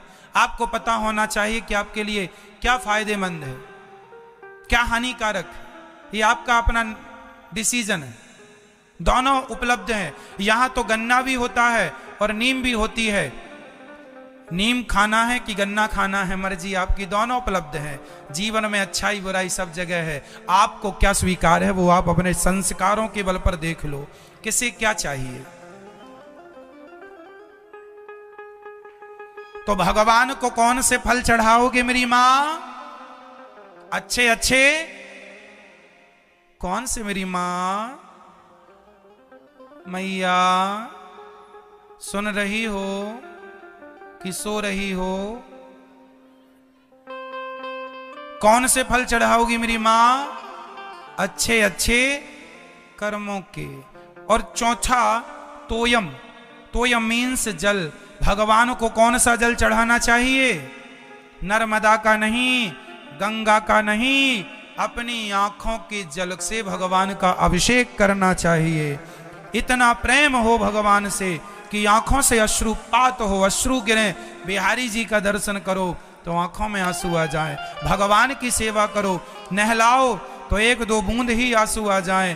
प्रेम जब होगा तब, प्रेम जब अनंत हो गया तब रोम रोम संत हो गया। प्रेम बढ़ाइए। जहां प्रेम की अधिकता होगी वहां आंसू होंगे, जहां प्रेम नहीं होगा वहां आंसू नहीं होंगे। भगवान से प्रेम होगा तो आंसू भी होंगे। गोपियां रोती हैं ना भगवान के लिए, तब तो गोपियां समझा रही हैं, आशा रख पगली आएंगे। उद्धव जी गए, भगवान ने हृदय में दर्शन कराया है। भगवान ने दर्शन कराया हृदय में अपने ब्रजमंडल का। एक पल के लिए भगवान वृंदावन से दूर नहीं है। उद्धव के ज्ञान का अहंकार नष्ट करने के लिए भगवान ने उद्धव को वृंदावन भेजा था। किस लिए भेजा था? ज्ञान का अहंकार नष्ट करने के लिए। भगवान का विवाह माता रुक्मणी जी से हुआ।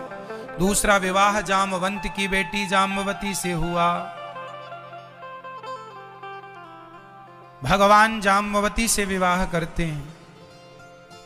तीसरा विवाह सत्यभामा से, चौथा यमुना से, पांचवा मित्रविंदा से, छठवा सत्य से, सातवां भद्रा, आठवां लक्ष्मणा से। भगवान के 8 विवाह संपन्न हुए। भामासुर नाम का एक राक्षस था, एक दैत्य था।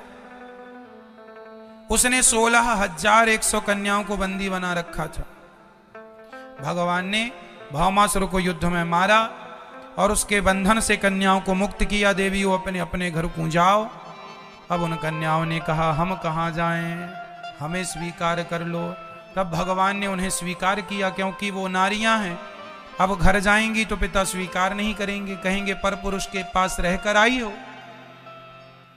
तो नारियां कहती हैं कहाँ जाएं, तो भगवान ने स्वीकार कर लिया और भगवान के टोटल विवाह हो गए। सबसे विवाह कर लिया। भगवान ने कोई जानबूझकर नहीं किया, सब इमरजेंसी केस थे, करनी पड़ी। 16,100 कन्याओं सबसे विवाह कर लिया। टोटल विवाह कितने हुए भगवान के? भगवान के टोटल कितने विवाह हुए भगवान कृष्ण के? बताओ। 16,000। बोलो 16,108 इतने विवाह हुए। 16,100। एक सज्जन बोले महाराज जी भगवान ने इतने विवाह क्यों किए? तुम्हें प्रॉब्लम है क्या? तुम भी कर लो, तुम्हारे बस में हो तो कर लो। एक ही नहीं संभल रही है तुमसे, एक में ही परेशान हो। 16,108 तुम संभाल लोगे? है ना? इसलिए भगवान में ये ना कहा करो भगवान ने ऐसा क्यों कर लिया। अरे वो भगवान है पगले, समर्थ को नहीं दोष गोसाई, वो भगवान है। जो भगवान एक उंगली से गोवर्धन उठा सकते हैं, जो भगवान पूतना को 6 दिन की आयु में मार सकते हैं, जो भगवान मुंह में इतने से मुंह में पूरा ब्रह्मांड दिखा सकते हैं, वो भगवान 16,108 विवाह भी कर सकते हैं।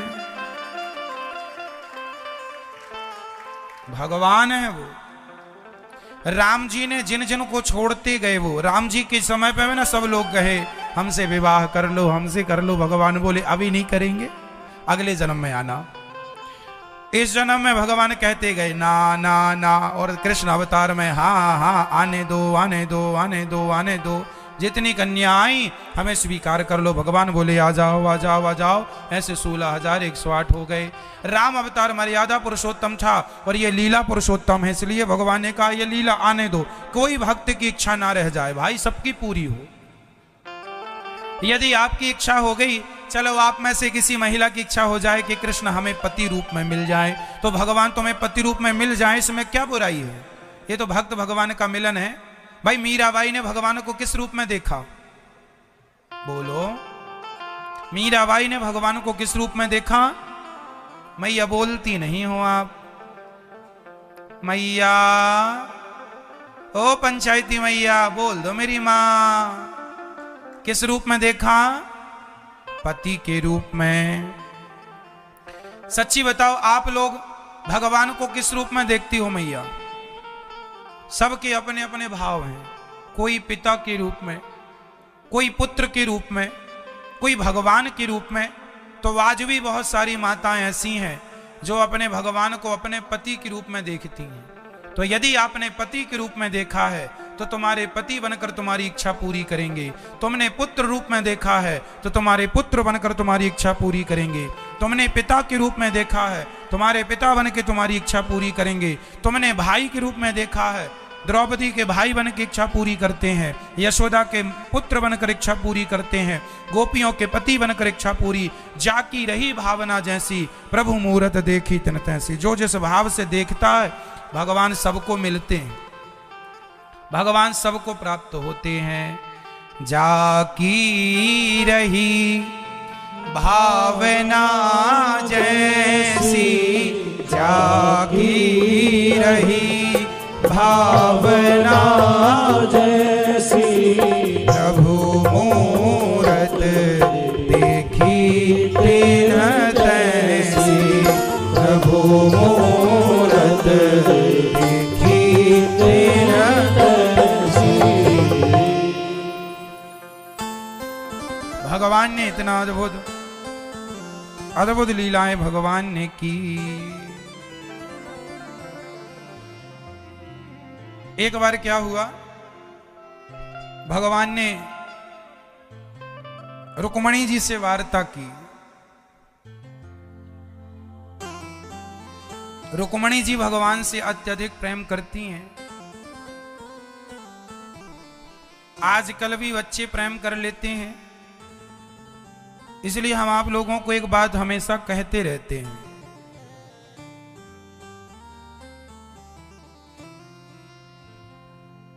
कि हमेशा अपने बच्चों को संस्कार देना, चरित्र बहुत जरूरी होता, खासकर अपनी बेटियों को, अपने बेटों को।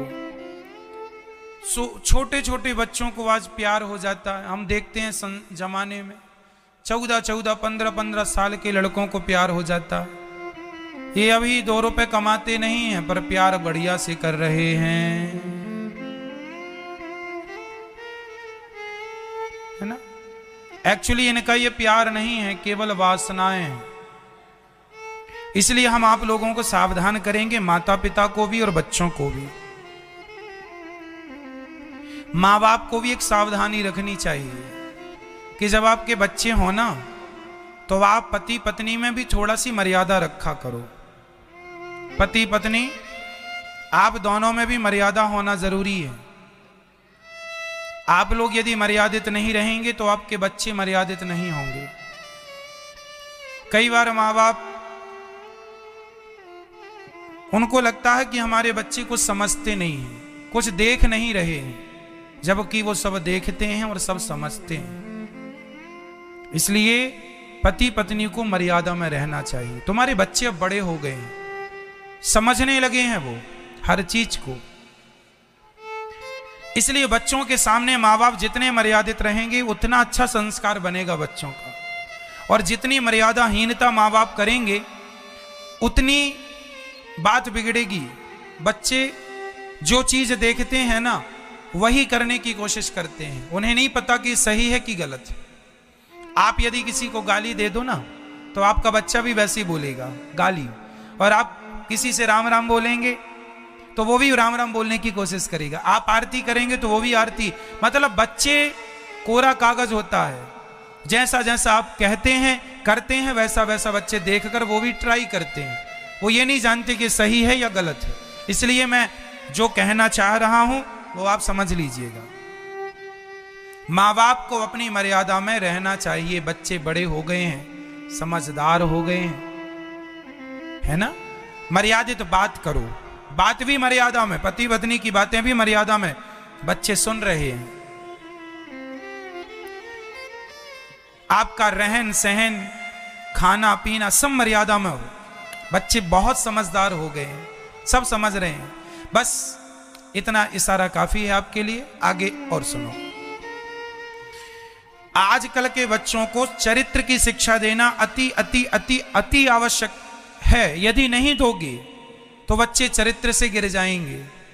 आजकल बच्चों को ना ये लगता है कि जैसे प्यास लगती है तो पानी पी लेते हैं, भूख लगती है भोजन कर लेते हैं। ऐसे ही उन्हें लगता है कि जब हमारे अंदर विषय वासना जागती है तो भोग भोग लो, बात खत्म। ना जी, उन्हें पानी और भोजन की तरह भोगों को नहीं जोड़ना। किस चीज को कहां जोड़ना है कहां नहीं जोड़ना, वो एक सिद्धांत संस्कारों से मिलता है।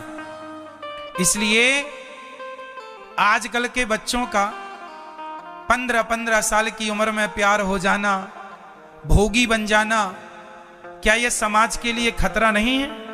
क्या देश के लिए यह खतरे का संकेत नहीं है? हमारे जमाने में 14-15 साल के बच्चे तो सारे कपड़े उतार के तालाब में नहाते थे निर्वस्त्र होके। हमारे जमाने में तो 14-15 साल के लड़के को पता ही नहीं होता कि क्या विषय वैराग। क्यों जी, पता था हमारे जमाने में। हम तो गांव के आदमी हैं भाई। हमारे समय पे तो हमारे जमाने पे 14 साल का 15 साल का लड़का तो तालाब में ऐसे कूदता था बिना कपड़ों के। उसे पता ही नहीं है कि क्या होता है स्त्री, क्या होती है पुरुष, क्या होता है विषय, क्या होती है वासना। लेकिन आज 15 साल का लड़का पूरा सब कुछ जान रहा है, पूरा मास्टर हो गया है विषय वासनाओं का, ज्ञाता बन गया है। और इतना ही नहीं, 15-15 साल के लड़कों को प्यार हो रहा है। अभी कल परसों ही एक आई मेरे पास एक मैया अपने 15 साल के छोरा को लेके, 16 साल का, बोले महाराज जी से एक लड़की से प्यार हो गया। लड़की कितने साल की है? 15 साल की। ये कितने साल का है? 16 साल का। 16 साल, सच्ची बोल रहा हूं, 2-3 दिन पुरानी बात है। 16 साल का लड़का था, 15 साल की लड़की थी, दोनों के एक दूसरे से प्यार हो गया। मां रो रही है कि लड़के का भविष्य क्या होगा। ये भारत के लिए, मेरे देश के लिए अच्छे संकेत नहीं है, अच्छे संकेत नहीं है ये। क्या सही अच्छे संकेत हैं ये? चावल का एक ही दाना दबा के देखा जाता है कि कच्चा है कि पक गया। सारे दानों को दबाने की जरूरत नहीं। आज के नौजवानों में से एक नौजवान की मानसिकता को देख लिया जाए तो लगभग सबकी वैसी ही पाई जाती है। लगभग, कुछ अंतर हो सकता किसी में, सब एक जैसे नहीं है, पर फिर भी कुछ ना कुछ है। आज के छोटे छोटे बच्चों को प्यार हो रहा है, ये बिल्कुल सत्य है।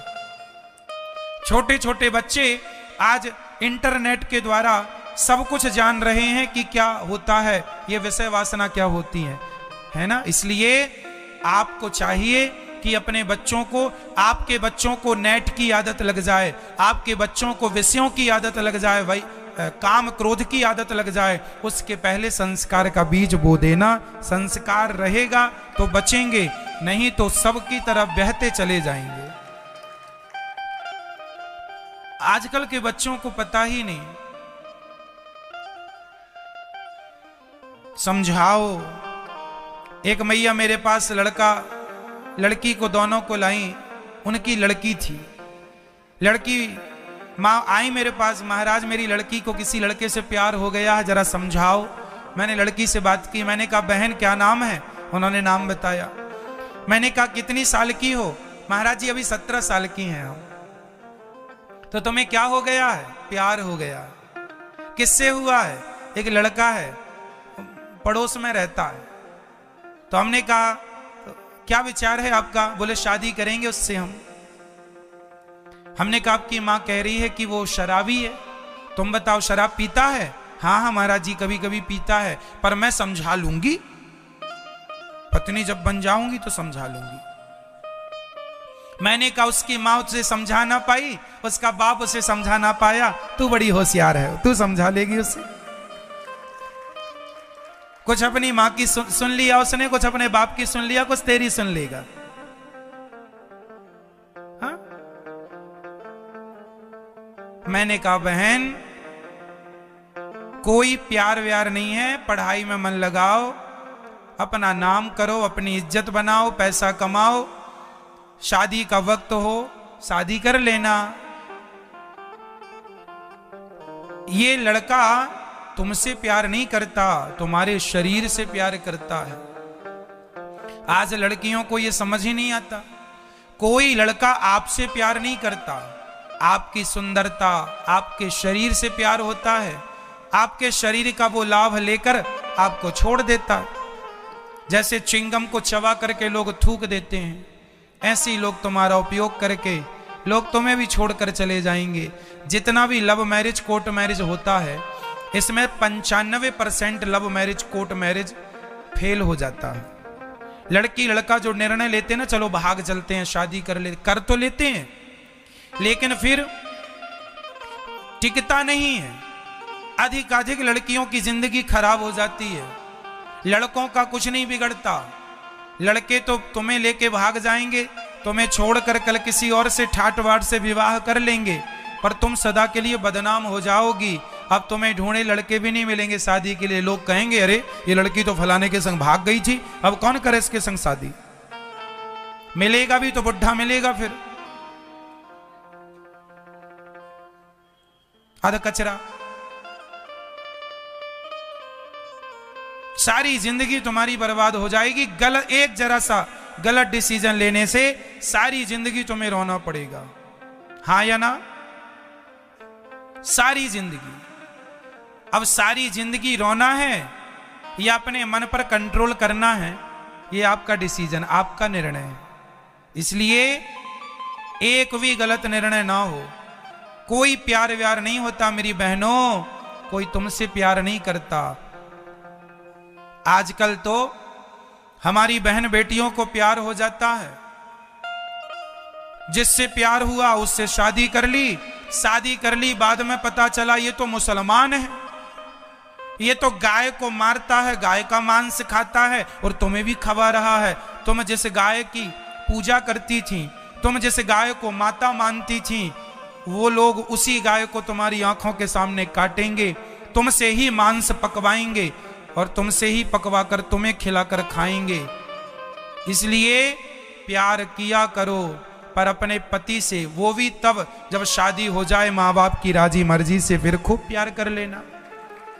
जिस लड़के से तुमने प्यार किया, यदि वो मुसलमान निकला, तुमने आधार कार्ड तो देखा नहीं था कि उसकी जात क्या है।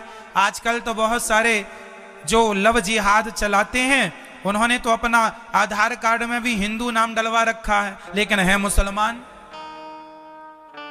लड़कियों को फंसाते हैं, हिंदू लड़कियों को प्यार के झूठे जाल में फंसा करके ले जाते हैं अमेरिका, दुबई, जापान में, रसिया में। वहां तुम्हें लाख, 2 लाख, 5 लाख में बेच देते हैं, फिर आकर दूसरी लड़की को फंसाते हैं, उसे भी बेच। उनका तो धंधा है। और तुम तो बड़ा प्यार का तुम्हें भूत चढ़ा है, तुम्हें बेच देंगे 2-5 लाख में, सारी जिंदगी तुमसे बर्तन वहां धुलवाया जाएगा और तुम्हारे शरीर का शोषण किया जाएगा, यही काम की रहोगी। इसलिए मेरी बहनों, 50-100 रुपए का घड़ा आदमी खरीदता है तो 10 बार ठोकता है। जिसके संग जिंदगी गुजारनी है, उसे भी तो कम से कम माँ बाप ठोक बजा कर देखें कि भाई मेरी लड़की के लायक है या नहीं। इसलिए ना माँ बाप पूरी इंक्वायरी करते हैं। ये लड़का योग्य है कि नहीं, तुम्हारे साथ कल को कोई दुर्घटना ना हो जाए, कोई बात ना बिगड़ जाए, इसलिए ना माँ बाप चिंतित रहते हैं। और तुम कैसे बच्चे हो, जिस माँ ने पाल पोस कर तुम्हें बड़ा किया, क्या वो तुम्हारे लिए अच्छा लड़का नहीं ढूंढेगी? अरे इस धरती की हर माता हर बाप यही चाहते हैं, मेरी बेटी को रानी बना के रखें, ऐसा लड़का ढूंढूंगा, ऐसा लड़का ढूंढूंगा। और तुम अपने माँ बाप को अपनी शादी में तक नहीं बुलाती हो, और ये भाई लोग नहीं बुलाते अपने माँ बाप को अपनी शादी में, मनमानी कर लेते हैं। क्या तुम समाज को मुंह दिखाने के लायक हो? कल तुम्हारे बच्चे पैदा होंगे, वो पूछेंगे माँ आपने शादी कैसे की थे, तो आप बताओगी कि बेटा हम तुम्हारे पापा को लेके भाग गए थे चुपके चुपके से। तो तुम्हारे बच्चों के क्या संस्कार होंगे? कल को उनको, तुम्हारे बच्चों को कहा जाएगा अरे इसकी मम्मी तो भाग के आई थी, इसका पापा तो ऐसे ही है। तुम्हारी क्या इज्जत होगी? तुम्हारे आगे बच्चे ये सब चीजें फेस करेंगे ना। इसलिए बच्चों का भविष्य खतरे में ना हो, बच्चों के संस्कार ना बिगड़े। समाज में सब कुछ लगता है मेरी माँ, समाज में इज्जत भी चाहिए होती है। क्यों? घर भी जरूरी है, परिवार भी जरूरी है, खानदान जरूरी है, इज्जतदारी जरूरी है। क्यों इज्जत जरूरी नहीं होती क्या? आज सब आदमी काय के लिए काम करते हैं? इज्जत के लिए करते हैं। इज्जत है भाई, हम भीख मांग के, हम भले मेहनत कर लेंगे, माटी डाल लेंगे मेड़ में, मजदूरी कर लेंगे, चोरी नहीं करेंगे, क्योंकि हम इज्जतदार लोग हैं। हम मेहनत तो करके खा लेंगे, चोरी नहीं करेंगे। चोरी करने से इज्जत चली जा, अरे चोर आदमी, इसका क्या भरोसा। क्यों जी? आजकल का आदमी जूता सिलने वाला भी जूता सिलता है, मेहनत करता है और पैसा लेता है, वो भी बड़ा इज्जतदार है अपनी जगह, वो भी इज्जत से कमाता है, बेईमानी तो नहीं कर रहा है। इसलिए मेरी बहनों, जिस आदमी का सम्मान चला गया, सुन लो कान खोल के, चालू है ना, जिस आदमी का सम्मान चला गया, जिस आदमी की इज्जत चली गई, वो आदमी मरे के समान है। अब वो जी रहा है तो जीता रहे, पर वो आदमी मरे के, आदमी काम वासना से तप रहा है, 24 घंटे उसकी खोपड़ी में काम ही काम सवार है। पति के होने पर भी पत्नियां दूसरों को देखती हैं, हरा भरा परिवार होने पर भी वो अपना चरित्र बिगाड़ रहे हैं। क्या ऐसे लोग नहीं हैं? हैं। हमने तो कितना सुना, एक सज्जन के बारे में सुना कि एक महिला का, उसका अच्छा पति था, अच्छा कमाता था, एक बेटा भी था सुंदर सा, पर उस लड़की को, उस महिला को पता नहीं क्या हो गया, क्या बुद्धि मारी गई, एक लड़के को लेके भाग गई। अच्छा खासा घर, पति, बच्चा, सब गृहस्थी जमी जमाई, इज्जतदारी थी, सम्मान सब था, पता नहीं क्या भूत सवार हो जाता। ये विषय वासना, भगवान से प्रार्थना करो प्रभु बचाए, नहीं ये विषय वासना छोड़ती नहीं है किसी को। भगवान की कृपा हो तो ही आदमी बचता है, नहीं सब पीछे भाग रहे हैं सब विषय वासनाओं के। समाज की ये मानसिकता देख के बड़ा डर लगता है कि आने वाले बच्चों का क्या भविष्य होगा, क्या उनकी बुद्धि होगी। हर व्यक्ति के मन में बस यही उल्टे ख्याल चल रहे हैं। इसलिए हम संसार को, बारिश होती है तो बारिश को तो हम देखो रोक नहीं सकते, लेकिन छाता लगा के अपना बचाव कर सकते हैं। उसी तरह समाज संसार में जो हो रहा है उसे हम रोक तो नहीं सकते, लेकिन विवेक का, ज्ञान का, भक्ति का छाता लगा के हम अपना बचाव कर सकते हैं। तो अपना अपना कर लो बस। आज ये विषय वासना इसलिए ज्यादा फैल रही हैं क्योंकि आज बड़े बड़े हीरो हीरोइन पिक्चर बना रहे हैं अश्लीलता वाली। आप लोग देखते हैं तो जो चीज देखते हैं वही विकार उत्पन्न होता है। क्यों जी? आंखें जैसा देखेंगी वैसे ही तो बुद्धि को इशारा करेंगी, वैसे ही तो कहेंगी, उससे भी उकसाएंगी। इसलिए आज सबसे ज्यादा कुसंग यदि कोई फैला रहा है तो ये पिक्चर बनाने वाले लोग फैला रहे हैं, उल्टी सीधी पिक्चरें बना रहे हैं, अश्लीलता चित्र, अश्लील भरे चित्र परोस रहे हैं छोटे छोटे बच्चों के सामने, बेटियों के सामने। हमारी बेटियां भी देखो ना, पहले कितने बढ़िया कपड़ा पहनती थी, आजकल फटे जीन्स पहन के घूमती हैं। ये किसकी देन है? ये सब पिक्चर बनाने वालों की। एक बहन ने मेरे से पूछा, महाराज जी लड़की जीन्स पहन सकती है कि नहीं? हमने कहा जीन्स तो पहन सकती है, पहनना चाहिए, पर फटा जीन्स नहीं पहनना चाहिए भाई। क्यों? सही है। और फिर भाई आपका मन है, आपकी मानसिकता, जो आपका मन है वो आप पहनाओ, हमें क्या, हमारे पैसे थोड़ी खर्च होते हैं। लेकिन फिर भी देखने में अच्छा नहीं लगता। हमारी कोई बात आपको अच्छी ना लगी हो तो आप बता देना, हम उसे नहीं बोलेंगे। कई बार कोई शब्द गलत निकल जाता है, आप बता दिया करो कि महाराज जी आपने ये गलत कहा, हम सुधार करेंगे। जैसे हमारी कमी आप बताया करो तो आपकी कमी हम बताया करेंगे। इससे क्या होगा, आपके बताने से हम में सुधार होगा और हमारे बताने से आप में सुधार हो जाएगा, सब सुधार हो जाएगा। हम में कोई कमी है तो आप बता दीजिए, और आपकी कोई कमी है, भाई आपकी बहन बेटियां कपड़े पहनती हैं फटे पुराने तो अच्छा नहीं लगता, हमें अच्छा नहीं लगता देखने फटे फटे कपड़े। अब आपको अच्छा लगे तो फिर हम अपनी, अब एक काम करेंगे, आंख ही बंद कर लेंगे।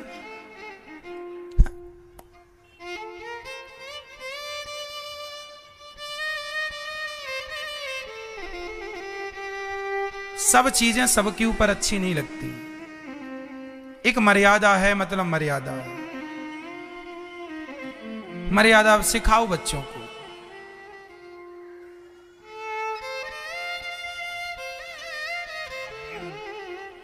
इज्जत बड़ी चीज होती है। अच्छा चलो, बोलिए भक्त वत्सल भगवान की जय। प्रिय भक्तों,